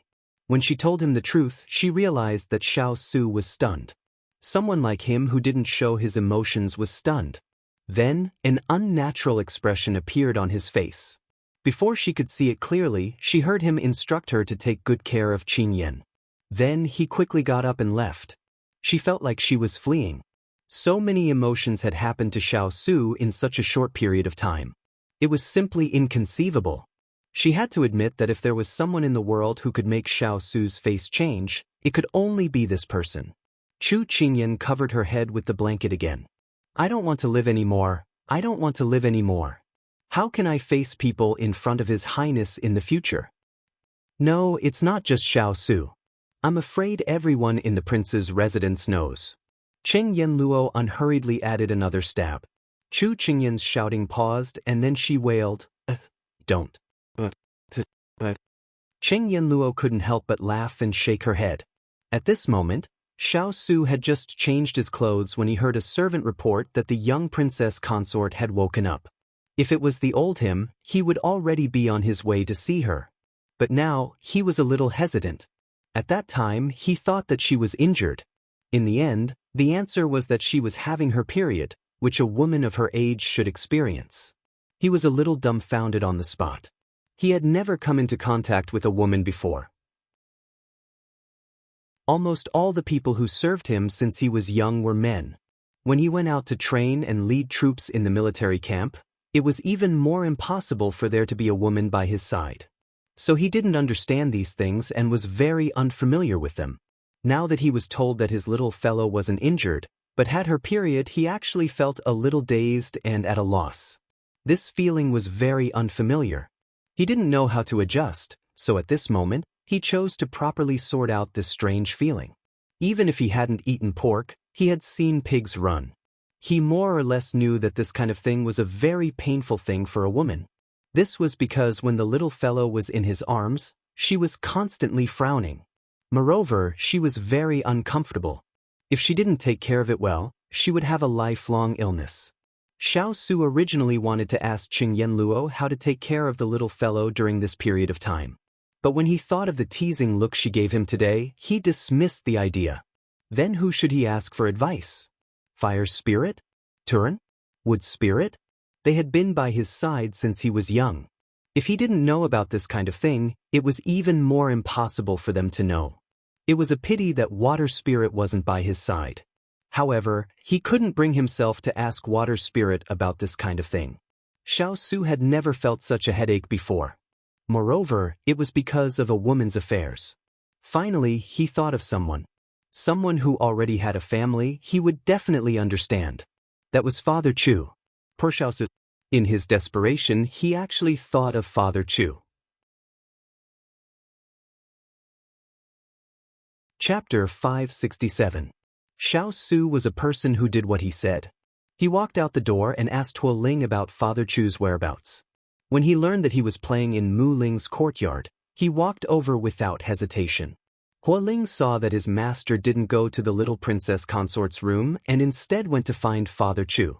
He couldn't understand this, but when he wanted to follow, his master coughed and rejected him. Huo Ling was even more confused. Why did it feel like his master was going to be a thief? How could he think of his master like that? He must have been too busy these past 2 days, that's why he had such a misconception. It must be like that. While Huo Ling was thinking nonsense, his master had already left far away. The King of England had a courtyard that was specially designed for Huo Ling. This place also became a place that Father Chu frequented. The scene that appeared every day played out again. Ancestor, ancestor, that's not for weeding. AI, AI, AI, ancestor, you can't touch that. The servants were already used to this wailing and pleading. Because every day, Lord Mu Ling would suffer from Master Chu's torture. Even though Lord Mu Ling was still young, his hair was about to turn white from worry. He could be seen pulling at his own hair every day. But that Master Chu never got tired of it. When Xiao Su came in, he saw this scene. Mu Ling, can this bird fly? After saying that, Father Chu's hand lost strength and the wooden bird was thrown out. That was just made, I haven't put on the wings yet. Mu Ling couldn't stop it in time and couldn't help covering his face. That flying bird landed beside a pair of boots that suddenly appeared. Master? Mu Ling didn't think that his master would come to his courtyard. Scallion in reverse. Father Chu happily ran over and asked in a serious and expectant tone, Are you here to find Father? Mu Ling couldn't help but roll his eyes. His master appeared here, of course he was here to find him. How could he be here to find Father Chu? But he didn't think that the master in front of him would nod. Looking at Father Chu, who turned around and made a face at her before leaving with her master, Wood Spirit began to have the same misconception as Huo Ling. Something seemed wrong with her master today. Could it be that he had opened it the wrong way today? At this time, Xiao Su had brought Chu Machen's father to a pavilion in the mansion. Sit. Xiao Su invited him to take a seat. Mr. Chu nodded and sat on the chair obediently. Then he casually grabbed a piece of plum blossom cake from the table and took a bite. He spoke with a lisp. I heard that when there's a flood, there will be a lot of fish. Help me make a fishing net, and then you'll accompany me to fish, okay? It's not a flood. It's a spring flood. Xiao Su corrected him without thinking. You can have the wood spirit make the fishing net for you. If you want to go fishing, you have to bring some guards. It's not safe to go alone. At this time, Xiao Su had something on his mind, so he didn't think too much and directly answered him. Chu Machen's father was a bit disappointed. His son-in-law always refused to make him a fishing net. Even Little Blossom would catch mice for her father-in-law. However, Chu Machen's mood left as quickly as it came. He finished the cake in a few bites, then tilted his head to look at his distracted son-in-law in front of him. Inverted Scallion, do you have something that you need Daddy's help with? Xiao Su was a bit unaccustomed to Chu Machen's cleverness. How did you know? Could it be that he was being too obvious? Because the weasel pays a New Year's visit to the chicken. He definitely doesn't have any good intentions. Chu Machen's father pretended to be serious as he told his son-in-law the proverb he learned from the wood spirit today. Xiao Su's eyes twitched when he heard this. It should be, one doesn't visit a temple without a cause. It's all the same. Chu Machen's father chuckled as he waved his hand. Xiao Su didn't argue with him about the usage of this proverb. After thinking for a moment, he said somewhat bitterly, Do you know what you should pay attention to when it's inconvenient to have your period? Chu Machen's father suddenly shouted, Son-in-law, you're having your period? Xiao Su felt like a flock of crows were flying over his head. Did he ask the wrong person? Was it too late to turn around and leave now? No, it's Kai Kai. Xiao Su braced himself and said, Kai Kai. Chu Machen's father stood up immediately. His face was full of surprise and shyness, then he sat down again. Xiao Su couldn't understand Chu Machen's father's actions at all. Chu Machen's father suddenly said to him very seriously, Let me tell you a piece of good news. My Kai Kai is all grown up. She can get married and have children. Daddy can hold a grandchild now. Oh no, it's a maternal grandchild. That's great. Xiao Su didn't know that there was such a saying when women were having their period. He was very surprised. After Chu Machen's father calmed down, he secretly whispered into his son-in-law's ear, "Son-in-law, did you know? You can have children with Kai Kai now." Xiao Su was stunned. He was completely dazed by his father's words. "What's wrong, Chu Machen? You don't look right. Is it hot? Why is your face red?" Chu Machen's father looked at his son-in-law. His skin, which was usually as white as ice cream, was now rosy, like a peach hanging from a branch. Xiao Su stood up with a whoosh. "Nothing. I suddenly remembered that there's something I haven't done yet. I'll go take care of it first." Hey, son-in-law, don't go. I haven't told you what to pay attention to yet." Chu Machen's father yelled at Chu Machen's back, but he found that the more he spoke, the faster his son-in-law walked. Strange. There were no dogs chasing after him. Why was his son-in-law walking so fast? Chu Machen's father couldn't understand, but he felt that it was a good thing that Kai Kai was having her period. He had to report this to Dan Yang as soon as possible. Chu Machen's father took the plate of pastries from the table and ran back quickly. At this moment, Xiao Su, who felt a rush of heat in his head, only cared about walking forward. When he came back to his senses, he found that he was already at the door of the little fellow's room. He suddenly didn't know how to walk. Xining came over with a bowl of hot porridge in her hand. When she saw His Highness standing at the door like a log, she felt a little strange. However, she suddenly remembered that the lotus seed soup was still simmering on the stove for her mistress. She immediately walked in front of His Highness and handed the plate in her hand to him. "Your Highness, this is for mistress. She hasn't eaten much today." In the past, whenever her master had a headache or fever, it was always His Highness who was in charge of taking care of her. Therefore, Xining handed the plate over to His Highness and ran off on her own. Xiao Su subconsciously took the plate and looked at the hot porridge and vegetables in his hand. For the first time, he felt that he didn't know how to cook.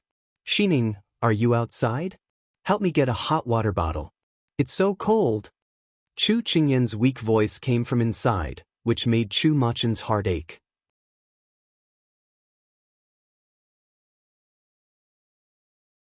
Chapter 568. The weak voice inside made Xiao Su's heart tremble. Without thinking much, he carried the tray into the room. Chu Qingyan heard footsteps and thought it was Xining. She forced herself to sit up. This was the first time she had experienced what menstrual cramps felt like. In the past, whenever her roommates had menstrual cramps, they would be admitted to the hospital for intravenous drips.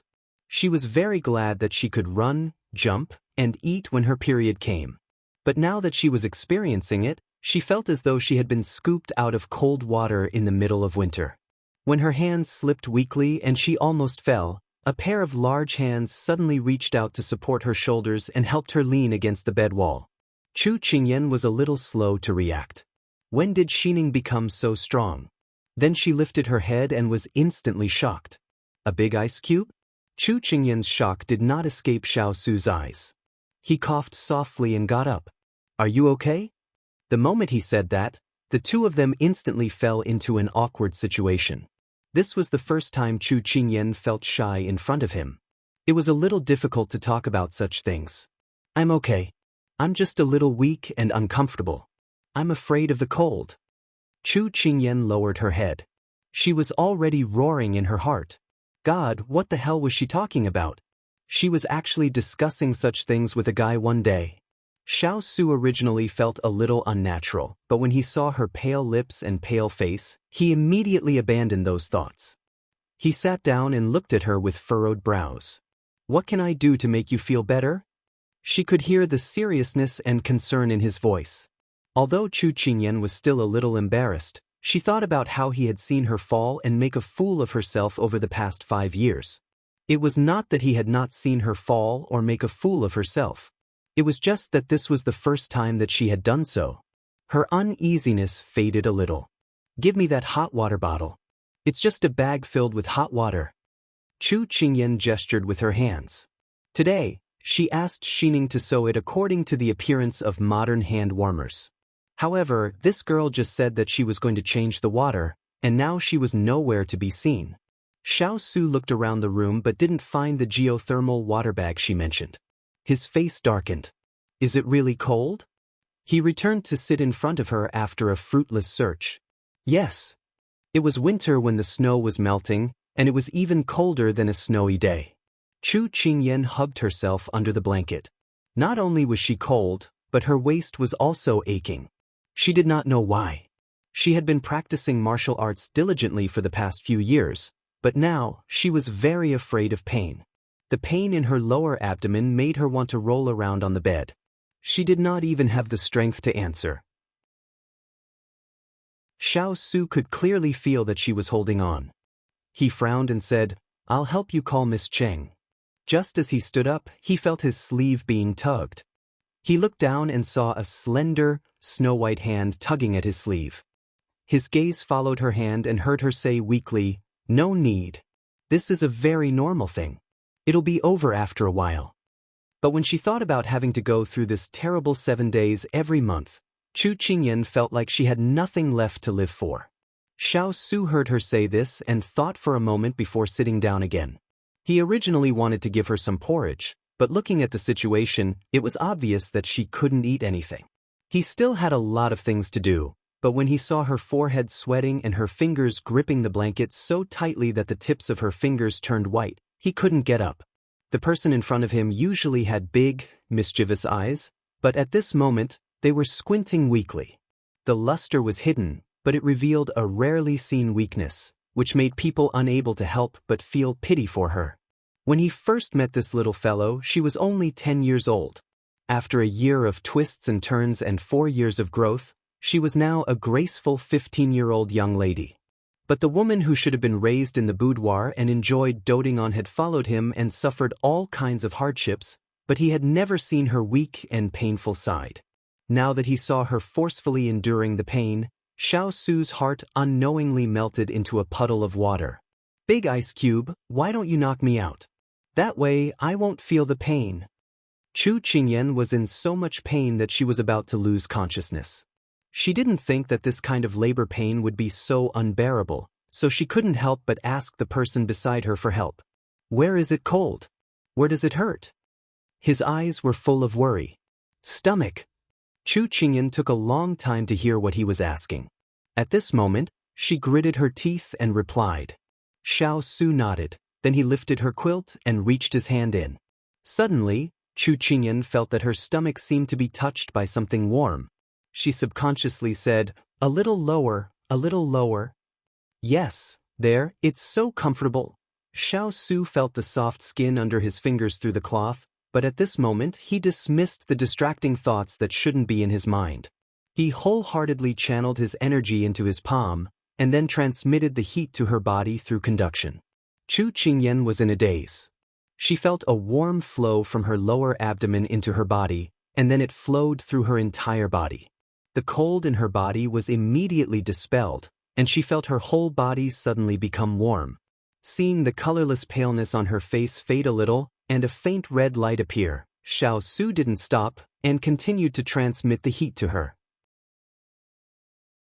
It wasn't until the pain on her face faded and her breathing became even that Xiao Su stopped.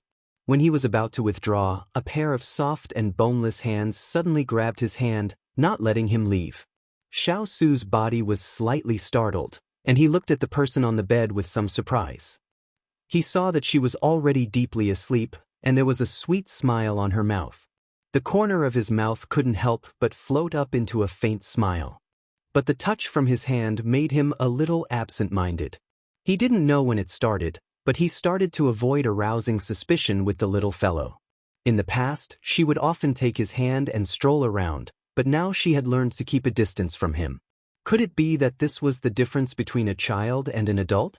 Xiao Su was a little puzzled. But this kind of change was formed invisibly, as if the two were deliberately maintaining it. However, when he felt the little girl's rare attachment, Xiao Su felt a long-lost sense of satisfaction in his chest. This kind of feeling of being needed was really something that he hadn't felt for a long time. Although the little girl would still stick by his side like before, she rarely showed the dependence she had in the past. At this time, Turin's voice sounded from outside. "Master, there is an important matter to report from Fuli mountain range." Turin's voice was a little anxious. Xiao Su didn't think much, and withdrew his hand from her lower abdomen. He helped her adjust the quilt, and after confirming that she wouldn't catch a cold, he got up and left in large strides. The person on the bed was sleeping soundly, and only felt as if she was hugging a heater. Then she slowly drifted off to sleep.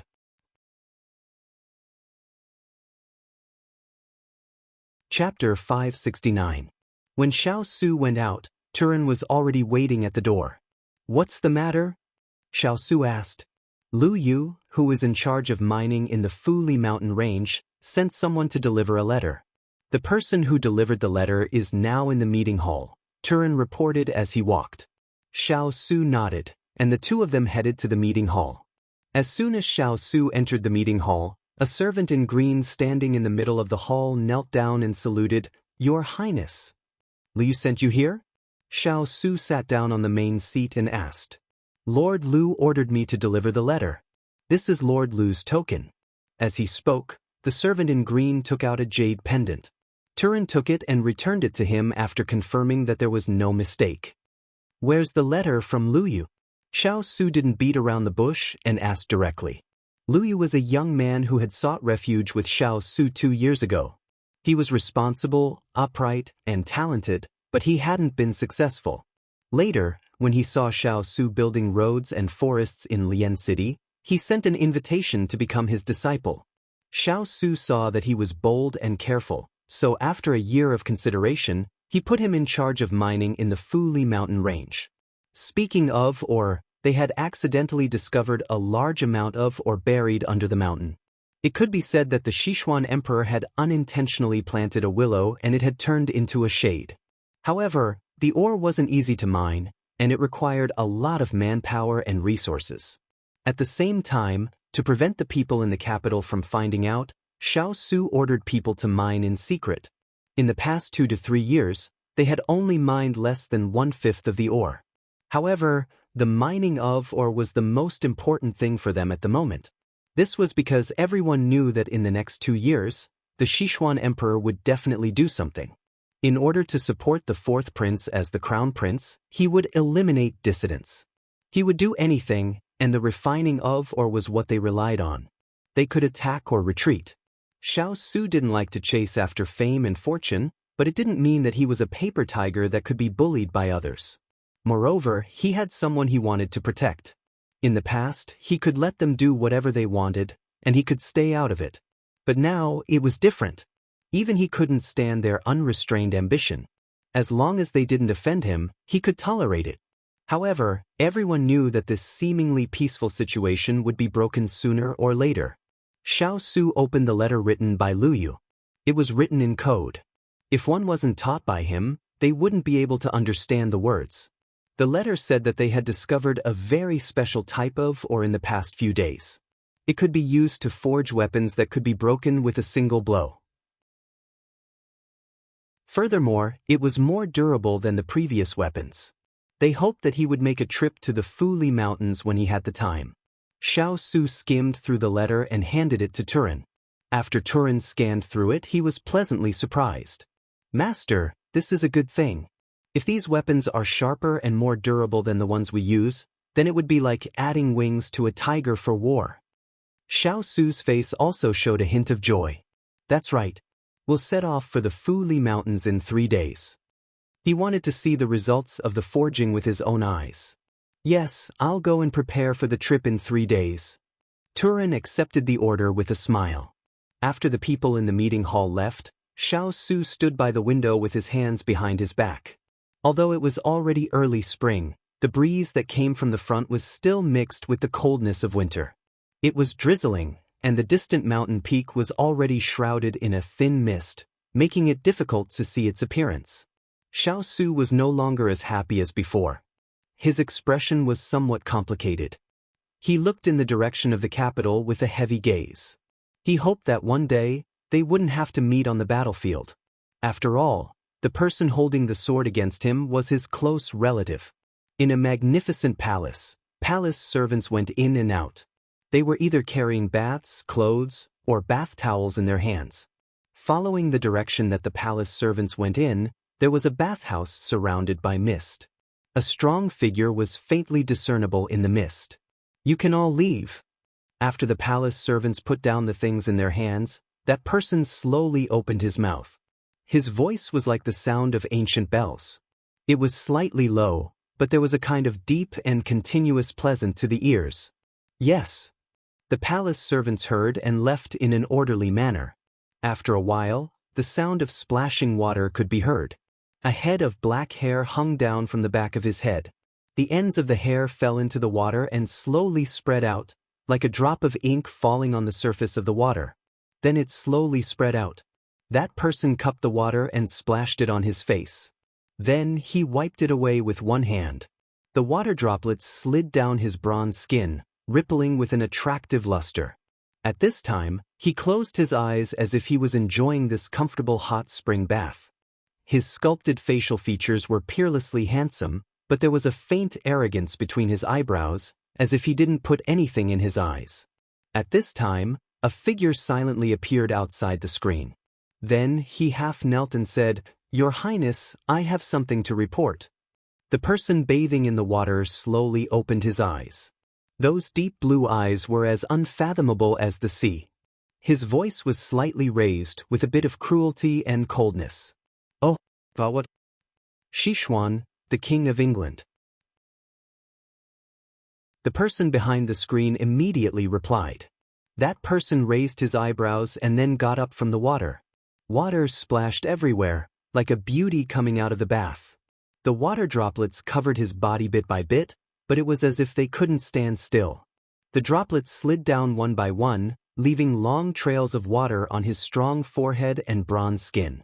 From his cheeks to his neck, chest, lower abdomen, his long hair hung down, and the water droplets at the ends of his hair fell drop by drop. And the water just happened to submerge his body, covering all the places that made people daydream. His sexy body made people spurt blood. Step by step, he walked to the shore. Then, with a stretch of his arm, the clothes that were placed on the chair by the shore flew over. Then, the wide clothes spread out like wings, draping over his bronze slender body. At this moment, he had already jumped onto the shore. The clothes just happened to hang down, wrapping his entire body within. He stroked the long hair on his shoulders and then walked out. "Speak." He walked past the people kneeling on the ground and walked out of the hot spring room. When he reached the main seat in the hall, he sat down. That subordinate got up and followed behind him, then reported dutifully, "Your Highness, you've always asked us to pay attention to the Xiao King of England's movements. Now, a subordinate who's closely monitoring the King of England's movements has sent a secret report that the person in charge of mining in the Fuli mountain range sent a secret letter to Xiao a few days ago. We don't know if he found anything. I've specially come to report and ask you to make a decision." Xiao Emperor used the mining matter to send Xiao away in order to consolidate his position. This Xiao isn't stupid and knows how to retreat in the face of adversity. But this prince doesn't believe that he'll obediently be a sucker. Unless there's something in the Fuli mountain range that's attracting him, otherwise, if the Xiao Emperor turns hostile in the future, he'll just be a fish on the chopping board, waiting to be slaughtered. The man curled his lips into a smile. "Then what does your Highness want to do?" The subordinate asked doubtfully. "This prince wants to personally make a trip to the Fuli mountain range," he said powerfully. He, Pang Huang, had long wanted to see that Xiao god of war. Was this Xiao god of war more powerful, or was his southern Song war god better?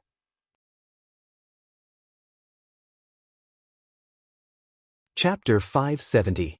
Chu Qingyan woke up after a good night's sleep and realized that she felt much better. But when she turned around, she saw her mother sitting on a chair and looking at her worriedly. Seeing that she had woken up, she hurried over. Kai, how are you feeling?" Mrs. Chu's mother was full of worry. She smiled and said, "Mother, I feel much better. It's not that painful anymore, but I'm a little hungry." Xining, who was beside her, immediately went to the kitchen to heat up the food and bring it up. Mrs. Chu looked at her daughter, who had recovered, and heaved a sigh of relief. She said with some lingering fear in her voice, "Today, your father told me that you had fainted from the pain. I was so scared that I rushed over to take a look. But you were already asleep at that time, so I waited for you to wake up. It's all in the past. Other than feeling a little uncomfortable, I'm fine. I just didn't expect my first time to hurt so much." Chu Qingyan rubbed her nose. She really felt bad for making her family worry. Mrs. Chu poked her finger and said, "Why did you have to go through so much trouble?" Mrs. Chu couldn't help but poke her daughter's forehead with her finger. Her voice was full of pity and disappointment. "Who told you to go and see the dam in the heavy rain? You must have caught a cold. I've told you before to take good care of yourself during this period of time. Maybe your period will come. But you didn't listen to me and went on your own way. Just wait and see, the first time is very important. If it hurts, you will feel uncomfortable every month. You're asking for trouble." Although her mother was reprimanding her, she could hear the concern and heartache in her voice. She couldn't help but tilt her head and lean on her mother's shoulder. She said coquettishly, "Mother, I was wrong. I won't do it next time. In the future, I'll treat your words like an imperial edict and obey them." Mrs. Chu really couldn't do anything about her obedient and coquettish daughter. Just then, Xining came in with the food. "Master, you should eat the food while it's still hot." Chu Qingyan rolled her eyes and looked at her mother, who was still sighing for her. She immediately softened her tone and said, "Nyangqin, I don't have any strength. Can you feed your daughter?" Chu Machen's mother couldn't help laughing when she saw her daughter, who was no longer a child, acting like a spoiled child and asking for food. However, her daughter had always been independent and self-reliant. As a mother, she had always been taken care of by her daughter. Now that she saw this side of her daughter, her motherly love overflowed. She said that her daughter wasn't shy and took the bowl and spoon from Chu Machen's hands. When Xining saw this scene, she couldn't help but cover her mouth and snicker, but she was glared at by her master. "Nyangqin is so good." Chu Qingyan contentedly swallowed her first mouthful of porridge. Mrs. Chu smiled and shook her head, but she was very pleased with her daughter's praise. After finishing the bowl of porridge, Chu Qingyan still wanted more. Mrs. Xining wiped the water from the corner of her mouth with a handkerchief and seemed to have thought of something. She turned to Xining and said, "Go and boil a bowl of ginger water for Kai Kai."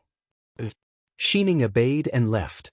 When only the two of them were left in the room, Chu Qingyan looked at her mother with a smile. "Nyangqin, you deliberately sent Xining away, didn't you? You mischievous girl." Mrs. Chu didn't deny it. She looked at her daughter, who was becoming more and more outstanding, and felt as if she was looking at herself when she was 15 or 16 years old. She felt a little emotional. "Kai Kai, do you know what it means when your period comes?" Mrs. Chu looked at her with a serious expression. It was rare for her mother to be so serious. She thought that her mother wouldn't ask such a question for no reason. Hence, Chu Qingyan stopped smiling and started to think about the answer to this question. However, she rejected all the answers. Finally, she shook her head at her mother. When Mrs. Chu saw this, she reached out and stroked her long hair. She said earnestly, "When your period comes, it means that our Kai Kai has grown up and is no longer a little girl. When a girl reaches this stage, her family can help her find a marriage partner. Then, with the help of her parents and a matchmaker, she can get married and raise her children." Chu Qingyan didn't expect her mother to be talking about this. She looked away unnaturally. "Nyangqin, I'm only 15 years old. It's still too early for me to get married and have children." "It's not early anymore. Usually, girls from other families are already married by this time. Your mother also married your father at this time." Mrs. Chu shook her head and explained. "But I haven't had enough of being single. Although getting married and having children is a big thing in life, I still have to have enough fun and settle down before I consider this." Chu Qingyan didn't expect that she would one day discuss this with her mother. She remembered that when she was in university, her father, who was far away in the army, asked her to bring a son-in-law for him to see.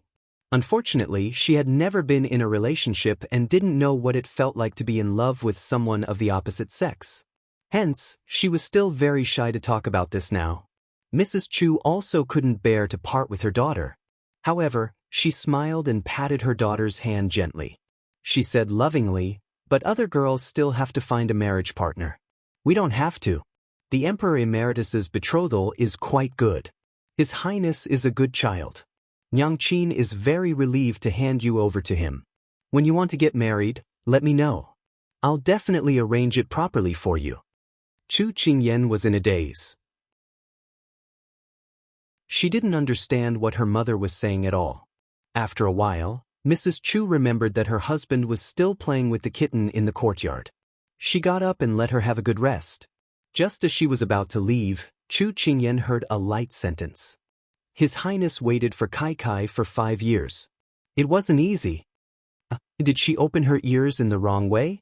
Why did she hear such strange words? Big Ice Cube didn't have that kind of feelings for her, right? It was just the feelings a big brother had for a little sister. She recalled the words she heard under the windowsill last year. It completely darkened her world. She ran her fingers through her hair. She felt that this matter was making her a little irritable, so she simply turned her grief and anger into appetite.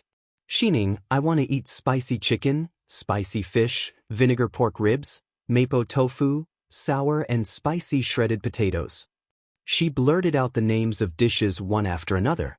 During menstruation, the body's functions were depleted quickly and it was easy for her to get hungry. Moreover, she could eat a lot of things that she didn't dare to eat on normal days. Most importantly, she wouldn't gain weight. That was why she didn't care about anything else and ordered so many dishes. Xiao Su was just about to enter when he heard her order. His brows immediately furrowed. You have to avoid certain foods during this period. You can't eat anything spicy. When Chu Qingyan saw him, she was reminded of what happened last year. Coupled with the fact that she wasn't feeling well, she became angry all of a sudden. You don't want me to eat, so I'm going to eat more. Haven't you heard that even rabbits get angry when they're hungry?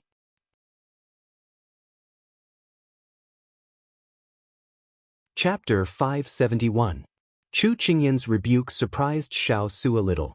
People in power were used to controlling everything, and his starting point was for her own good. Hearing her words, Xiao Su's face turned a little ugly. As soon as his face darkened, Chu Qingyan's face became a little embarrassed. She coughed lightly to cover up her unkind tone. I just want to eat these things. You have to take care of me, a patient. You're already an adult. Don't you know how to take care of yourself? Xiao Su walked in front of her and looked at her condescendingly. Chu Qingyan raised her head to look at him. She felt very oppressed like this, and the trace of grievance in her heart began to grow. I can take care of myself. You don't have to worry about me, she said a little angrily. Very few people dared to provoke him to his face. Just as Xiao Su was about to reprimand her, he saw her stubborn little face turn pale, and the trace of unhappiness in his heart immediately dissipated. He remembered that Chu Yunxing's father had specifically told him that women were usually more irritable, easily angered, and unreasonable during these few days, just like menopause. That was why he had given him the 6-syllable mantra, telling him to be more forgiving and obedient. Although he didn't know what menopause was, the symptoms that Father Chu had mentioned were indeed verified one by one on the little fellow. But he had been humiliated by the little fellow. At this time, he wanted to speak to her nicely, but he couldn't bring himself to do so. However, when she lowered her head and looked so delicate, he really couldn't get angry at her. In the end, he could only compromise. If you want to eat those things, wait until you're better, then let the kitchen prepare them for you. Chu Qingyan thought that she had heard wrongly. She raised her head to look at him in disbelief. In the past, when she contradicted him, she was always reprimanded by him. When was there such good treatment as now, and he could even talk to her calmly? But I want to eat now. Chu Qingyan pursed her lips. When people were uncomfortable, they would be more clingy than before. They would become more sentimental and fragile. Xiao Su frowned, but at this moment he remembered Father Chu's 6-word mantra, be more forgiving and more obedient. You can eat, but you can only choose one dish. Xiao Su gave in. Chu Qingyan immediately smiled. Okay, I want to eat spicy chicken. Yes. Everyone took a step back. This was how they had always gotten along. Coincidentally, Xining came in. Xiao Su told her to inform the kitchen, but told her to only prepare one dish a day. The rest of the dishes should be light and light. Although Chu Qingyan disagreed with Xiao Su's arrangement, a wise man submits to circumstances. If she resisted, everything would be ruined. Did anything happen today? Chu Qingyan held the hot water bottle and looked at him with her big wet eyes. Xiao Su had already sat down on the chair in front of her. When he heard her question, he reached out and smoothed out the creases on his knees. He said indifferently, "Take care of your body. I will take care of these things. I'm still your strategist. Don't separate public and private matters, okay?" Chu Qingyan was a little unhappy. All these years, she had been by his side in men's clothing, acting as his strategist. So outside, they all knew his strategist, Chu Qingyan, but not Chu Qingyan. That was why she was on the 8 Great Handsome Men list. Thousand-Faced Red Fox? This title was not bad. She was the scheming and quick-witted Chu Qingyan. Hearing her say this, Xiao Su remembered that he was going to Fuli Mountain Range in 2 days. She would find out sooner or later, so he did not hide the discovery of the special mine from her. So powerful? If this kind of mine can be mass-produced, then our killing power will be several times greater than before. Chu Qingyan could not help but exclaim. On the battlefield, a soldier's ability was very important. However, divine weapons could allow them to unleash their abilities to the extreme. It was like adding wings to a tiger. Then their fighting strength would greatly increase. Her eyes shone brightly, like a fox that had seen its prey.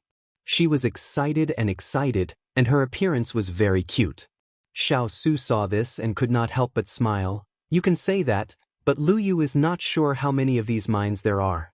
This time, I plan to go and see for myself. Chu Qingyan could understand the importance of this mine to them. It was their current protective talisman. Sichuan Emperor did not know that he had accidentally given them a big gift, so not only did they have to keep it a secret, they also had to quickly mine it. Now, time was life. How much they had now, how much they could use in the future would represent how much bargaining chips they had on the table. All right, I'll go with you. Chu Qingyan hugged the hot water bag and decided with a smile. However, she did not expect Xiao Su to reject her. No, the Fuli Mountain Range has a complicated terrain. Moreover, it intersects with several countries. It's not convenient to travel. You should stay in Lian City and help me look after my fief. Are you worried that I will become a burden to you? Right now, my strength is on par with Turin and Hualing. I have no problem protecting myself. These few years of hard work in martial arts was not for nothing. Chu Qingyan puffed up her cheeks and snorted. He had seen her hard work these few years. Other girls were still sleeping in the morning, but she had already woken up early to train. At night, other girls had already fallen asleep, but she was still in the study room reading military books.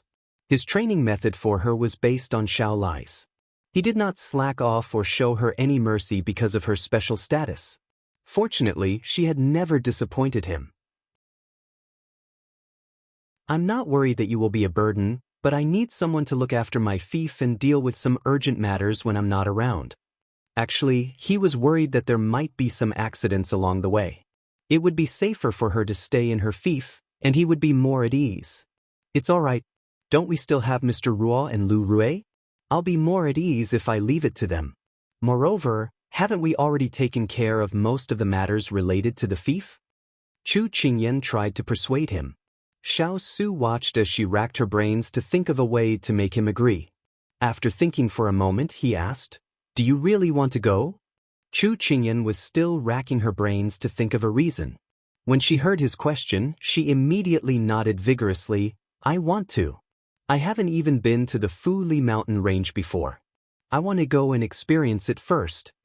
Xiao Su suddenly remembered that he had promised her a trip to Jiangnan.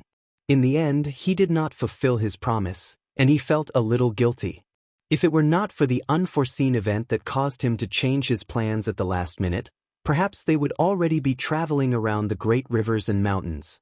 Unfortunately, plans could never keep up with changes. All right, we'll set off in 3 days. Are you sure your body can take it? Xiao Su was still a little worried. Chu Qian patted her chest and promised, "No problem. This is a small matter.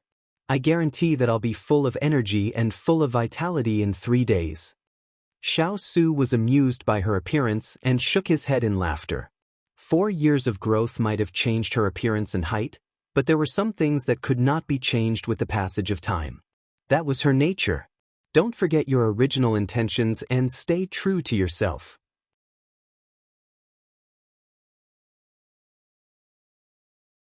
Chapter 572. After deciding on the time to leave Lian City for Fuli Mountain Range, Chu Qingyan instructed Xining to prepare the necessary items for the trip. It would take at least 7 days to travel from Lian City to Fuli Mountain Range, so there were many necessary items to bring along.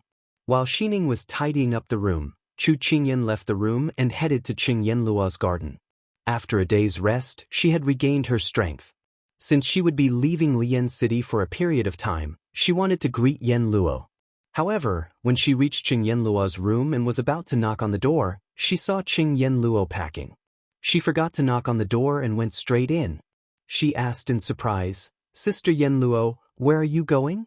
When Qing Yanluo saw her, she continued what she was doing. "I'm going back to the medical center. Junior brother is sick. The season has changed recently and many people are sick. The medical center is too busy, so I have to go back." Chu Qingyan nodded and sat down on a chair. "When will you be back?" Cheng Yanluo paused and thought for a moment. "I'm not sure.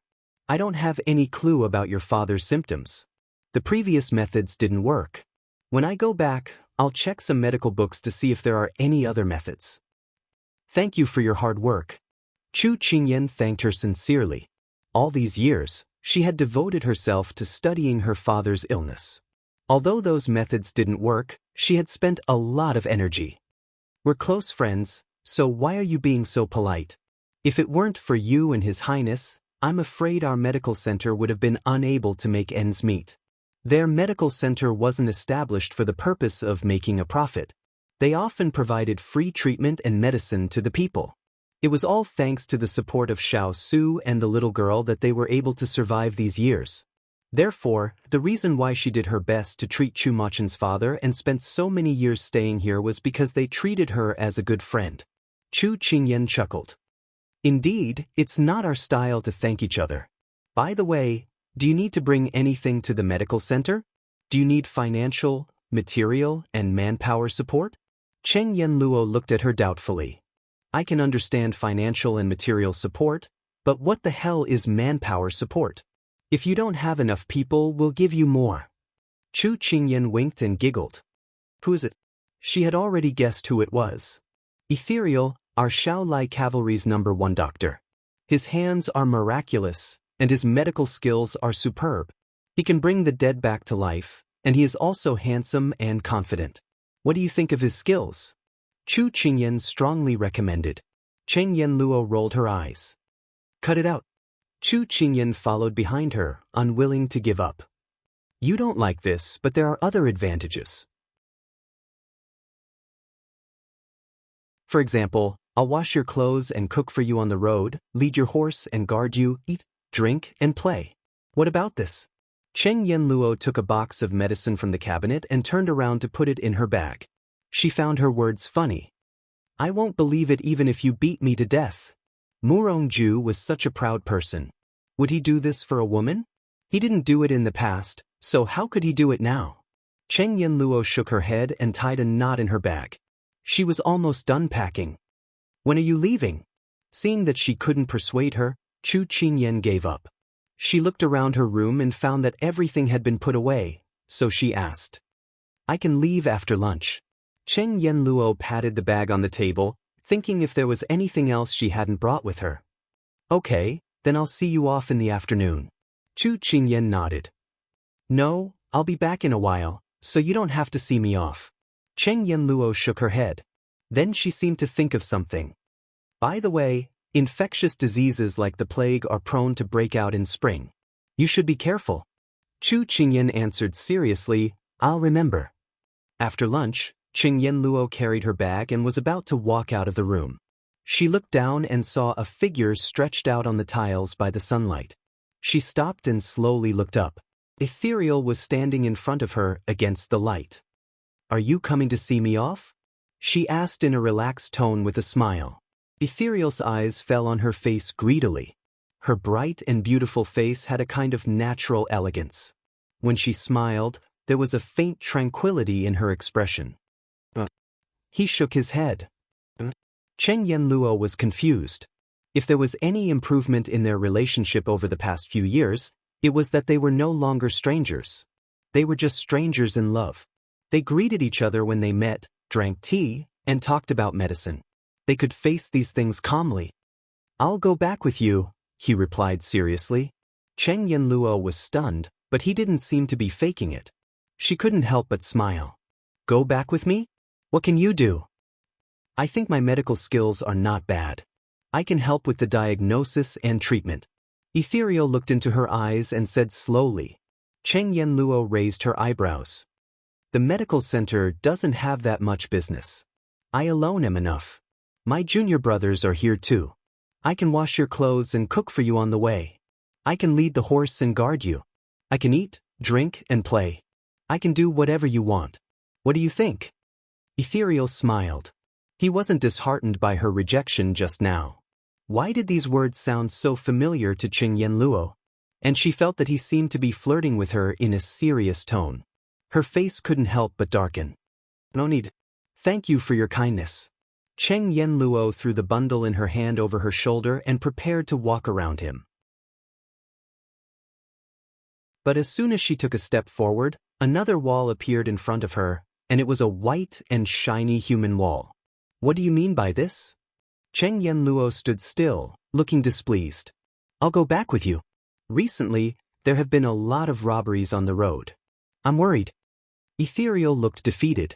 Why didn't the young princess consort's methods work? Chen Yanluo's expression changed from displeasure to seriousness. She raised her head and looked into his eyes. They were deep and unfathomable, like an ancient pool. A few years ago, there was a plague in Gao City. Although I don't know how it ended, I heard that your master will be going to Fuli Mountain Range in 2 days. He might pass by there. Ethereal froze on the spot.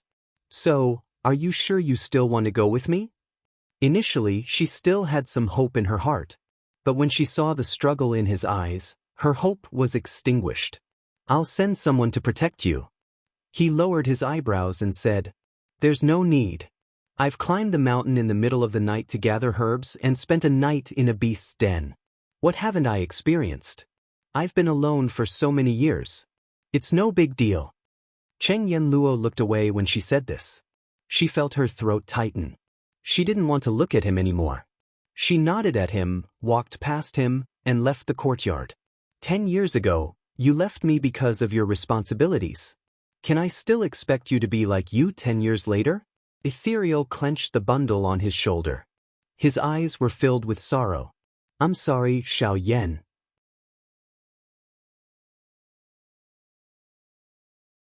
Chapter 573. Chu Qingyan, who was standing in the corridor, saw the two of them brushing past each other. Her heart was as anxious as an ant on a hot pan. She immediately walked in front of Ethereal and said resentfully, What are you standing there for? Hurry up and chase after them. But Ethereal's eyes were filled with hesitation. Aren't you and Master going to Fuli Mountain Range? This subordinate, there are no buts and no obligations. Your main task now is to chase after the person you want to chase. Your Highness isn't made of paper and won't get hurt so easily. If his safety requires you to sacrifice your happiness, I don't think he'll agree to it. Go, this is an order. Chu Qingyan couldn't bear to see him dilly-dallying and immediately urged him to go. Ethereal nodded fiercely and immediately chased after them. Chu Qingyan watched Ethereal's departing figure and sighed in relief. You two have to work hard. In the blink of an eye, Chu Qingyan and Xiao Su were also about to set off. Lu Yu said in the letter that the ore needed more time to be studied, so they didn't need to be too anxious. Thus, Xiao Su planned to take Chu Qingyan to slowly tour the area and take a look at the changes in the fief and the people's situation. Because they didn't need to rush, Chu Qingyan and the others dressed up as visiting relatives. When they just set foot on the road, the continuous spring rain of March finally stopped and the sky cleared up. Chu Qingyan felt that her face was too eye-catching and was afraid of being recognized, so she put on the silver mask that Xiao Su used to wear. She wore a tight outfit and instantly transformed into a silver-masked youth. She felt that she was so handsome. However, Xining and the others didn't feel that way at all. This made her feel very frustrated. Chu Qingyan rode her horse and walked in the group, while Xiao Su wore a white curtain hat and sat in the carriage. Chu Qingyan became his follower and he was the main person.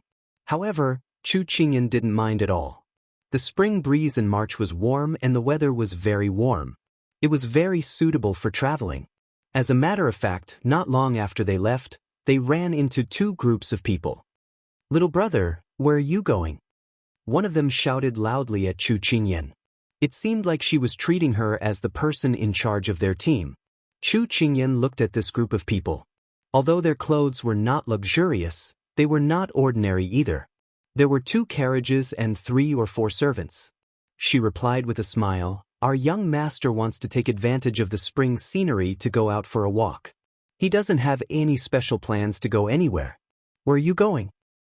"We're going to Li City to visit our family. Our madam and 2 young ladies are sitting inside." The person who shouted just now rode a horse to Chu Qingyan's side. Although he was in his 30s, he looked very simple and honest. Seeing that he was honest, Chu Qingyan couldn't help but nod. "We will also pass by Li City." "That's great. We can travel together and take care of each other. I heard that there will be a lot of bandits along the way. The more people we have, the more courage we will have." After Lu Shi finished speaking, he asked happily, "My name is Lu Shi. How should I address you?" Chu Qingyan readily replied, "This one is Chu Qingyan."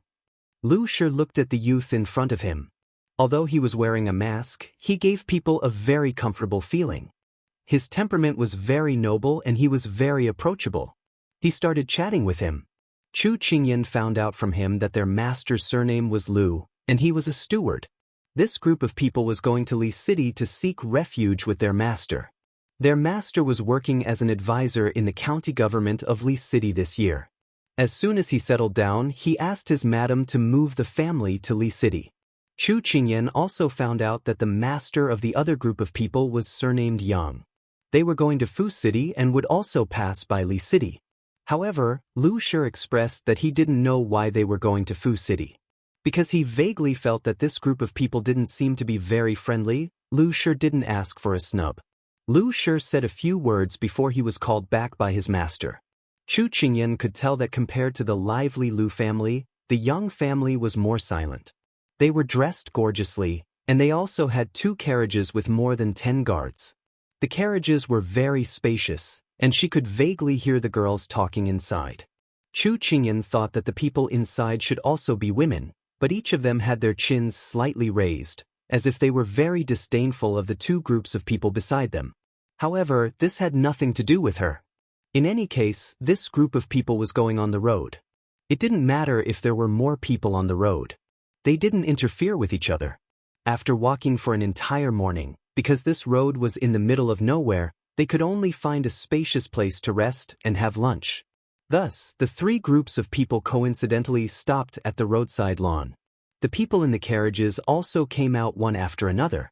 Because the 2 groups of people in front were walking at the front, Chu Qingyan saw the Lu family of 3, Madame Lu and the 2 young ladies. Madame Lu was wearing a Rui pattern dress. Her face was full of happiness, and her figure was a little plump. She looked to be in her 30s or 40s.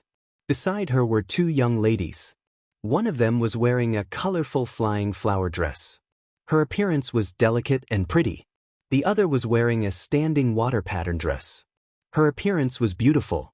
The 2 young ladies were around 13 or 14 years old. Chu Qingyan's gaze fell on the other side. Madame Yang was wearing a white gauze dress. Her skin and figure were well maintained. She looked to be in her early 30s. Beside her was a young lady around 14 or 15 years old. That young lady was wearing a colorful 8-jewel standing water pattern dress. Her appearance was more outstanding than the two young ladies of the Lu family.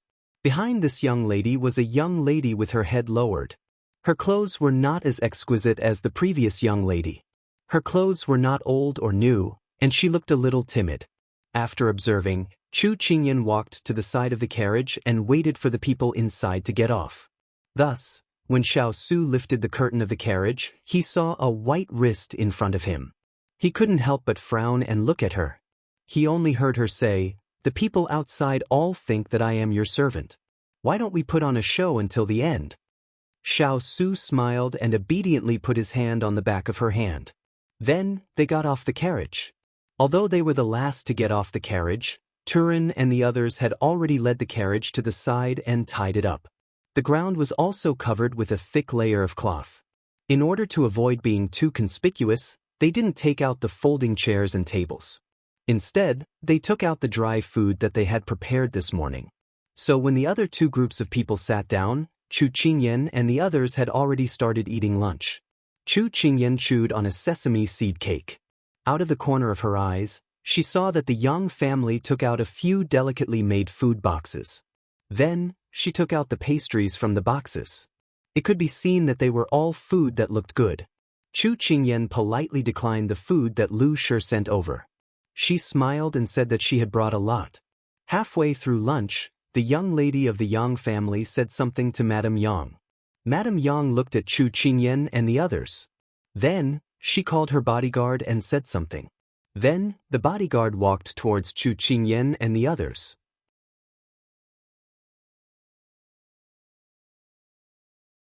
Chapter 574. That guard walked straight in front of Xiao Su, his tone carrying a bit of arrogance as he said, "We are the Yang family of Father City. Our madam heard that you will be passing through Li City, and since it's on the way, why don't we travel together? If we meet any bandits, we can take care of each other." Chu Qingyan blinked as she looked at that guard. Who gave him the guts to actually bypass her, the manager, and directly look for her family's big ice block? If her family's big ice block froze someone to death, she wouldn't be responsible. After that guard finished speaking, he found that the person in front of him didn't pay any attention to him at all and just continued to sip his tea. The guard was a bit impatient. Their madam had sent him over to inquire, which meant that she thought highly of them, but he didn't expect that he would receive this kind of treatment. Just as he was about to make a sarcastic remark, the person who was immersed in his tea slowly raised his head. Although he was wearing a veil, he could faintly feel the sharp gaze under the white veil. That guard couldn't help but take a step back. Even if the person in front of him was sitting and he obviously had the advantage when he was standing, he still felt that he was a bit shorter. Chu Qingyan saw that the bodyguard had been defeated by the big block of ice, so she slowly walked over. This big brother, since it's on the way, traveling together isn't a bad idea. This one will agree on behalf of our young master, but our young master doesn't care about matters. If there's anything in the future, you can directly communicate with this one. Chu Qingyan held back her laughter and expressed her goodwill. Since they were in the same line of work, it was always good to have one more friend. That guard saw that Chu Qingyan gave him a way out and immediately stepped down, but his tone carried a bit of anger. "If there's any trouble that you can't solve, you can look for our Yang family. Goodbye." After saying that, without waiting for Chu Qingyan's response, that guard left in high spirits. Like servant, like master, like master. "It's fine if we don't make friends with this Yang family," Turin said from the side. "That's right, it seems like we have to go up and trouble them. Do we look so weak that we can be bullied at will?" Hua Ling pretended to be weak as he twisted his body, speaking in a very disgusted manner. Chu Qingyan was amused by the words of these two people. Turin and Hua Ling's words were indeed reasonable. Just now, the Yang family had sent a guard to contact them. It should have been because they saw Turin and the others' strong bodies, quick work, and well-trained training. They thought of the dangers along the way, so they took the initiative to speak. However, that guard's face was filled with contempt, making people unable to get close to the Yang family. The Lu family was more pleasing to the eye, so Chu Qingyan asked Jin Xen to send some Rigiamos to the Lu family. Reciprocity was the only way to maintain a lasting relationship. After the items were delivered, Lu Shibian came over to express his gratitude. Little brother Chu, my family's madam and young lady asked me to come and thank you. They said the rujiamo was delicious. Thank you for your kindness, Lu Shi said with a silly smile. Chu Qingyan waved his hand. It's good that you like it, there's no need to be polite. With 3 groups of people traveling together, Chu Qingyan only sent things to the Lu family and didn't give anything to the Yang family. When the Yang family saw this difference in treatment, their faces became ugly. Chu Qingyan rubbed his nose. Look at how you guys are eating so delicately, how could you look down on our crude rujiamos? However, Chu Qingyan had seen many people like this before. They felt that their presence was too strong, like they would be cheered and applauded when they walked on the road. That's right, you guys keep talking about bandits. What is that about? Although Chu Qingyan had never taken this matter to heart, when she heard the Lu family and the Yang family mention it, she couldn't help but take it seriously. When Lu Shi heard her question, he explained, this road has never been peaceful to begin with. In the past, there was no one to manage it, so the people who did not have a good harvest and could not afford to pay taxes formed factions and became bandits. I heard that 7 years ago, these people even robbed official silver. In the past 2 years, these people have become even bolder. In broad daylight, they even dare to come out and kidnap passing merchants and passers-by. This humble one heard that a month ago, a family was kidnapped and murdered on the road ahead. Even a 3-year-old child was not spared. Not only did they rob money, but they also took women. All the pretty girls were kidnapped and brought to the mountain stronghold. Lu Shi sighed. So this time, my family's madam had no choice but to hire a few guards, hoping that they can pass through this road safely. Chu Qingyan heard Lu Shi's words and frowned deeply. The authorities don't care? Why would the authorities care about this? Rumor has it that the officials are colluding with the bandits. Who knows? Lu Shi shook his head, looking resigned to his fate.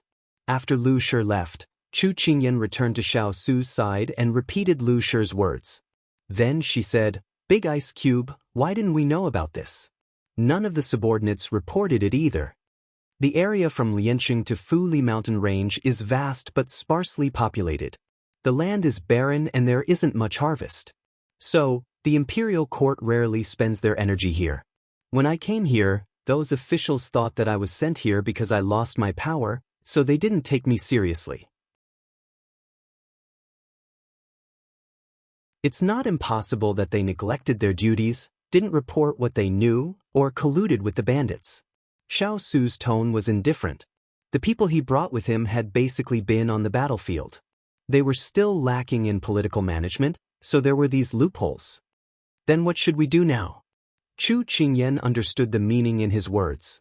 It was as if a tiger that had fallen to the plains would be bullied by dogs. Regardless of whether or not these local officials were colluding with the bandits, it was a fact that they didn't take Big Ice Cube, the king of the fief, seriously. Let's wait and see. If we encounter any bandits, we'll deal with them. We'll deal with them when we reach Li City. Xiao Su pointed at the rujiamo in front of him, indicating for her to eat. Chu Qingyan nodded, took the rujiamo, and put it in her mouth. In fact, she very much hoped to encounter these bandits. Then she could take care of them in one fell swoop to prevent future trouble for the people. After lunch and a short rest, the 3 groups set off at the same time. Because Chu Qingyan's group was relatively close to the Lu families, Lu Shi came over again.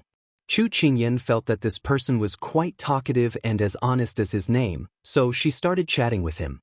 After Lu Shi talked about a few interesting things about the farmers, he suddenly spoke in a small voice.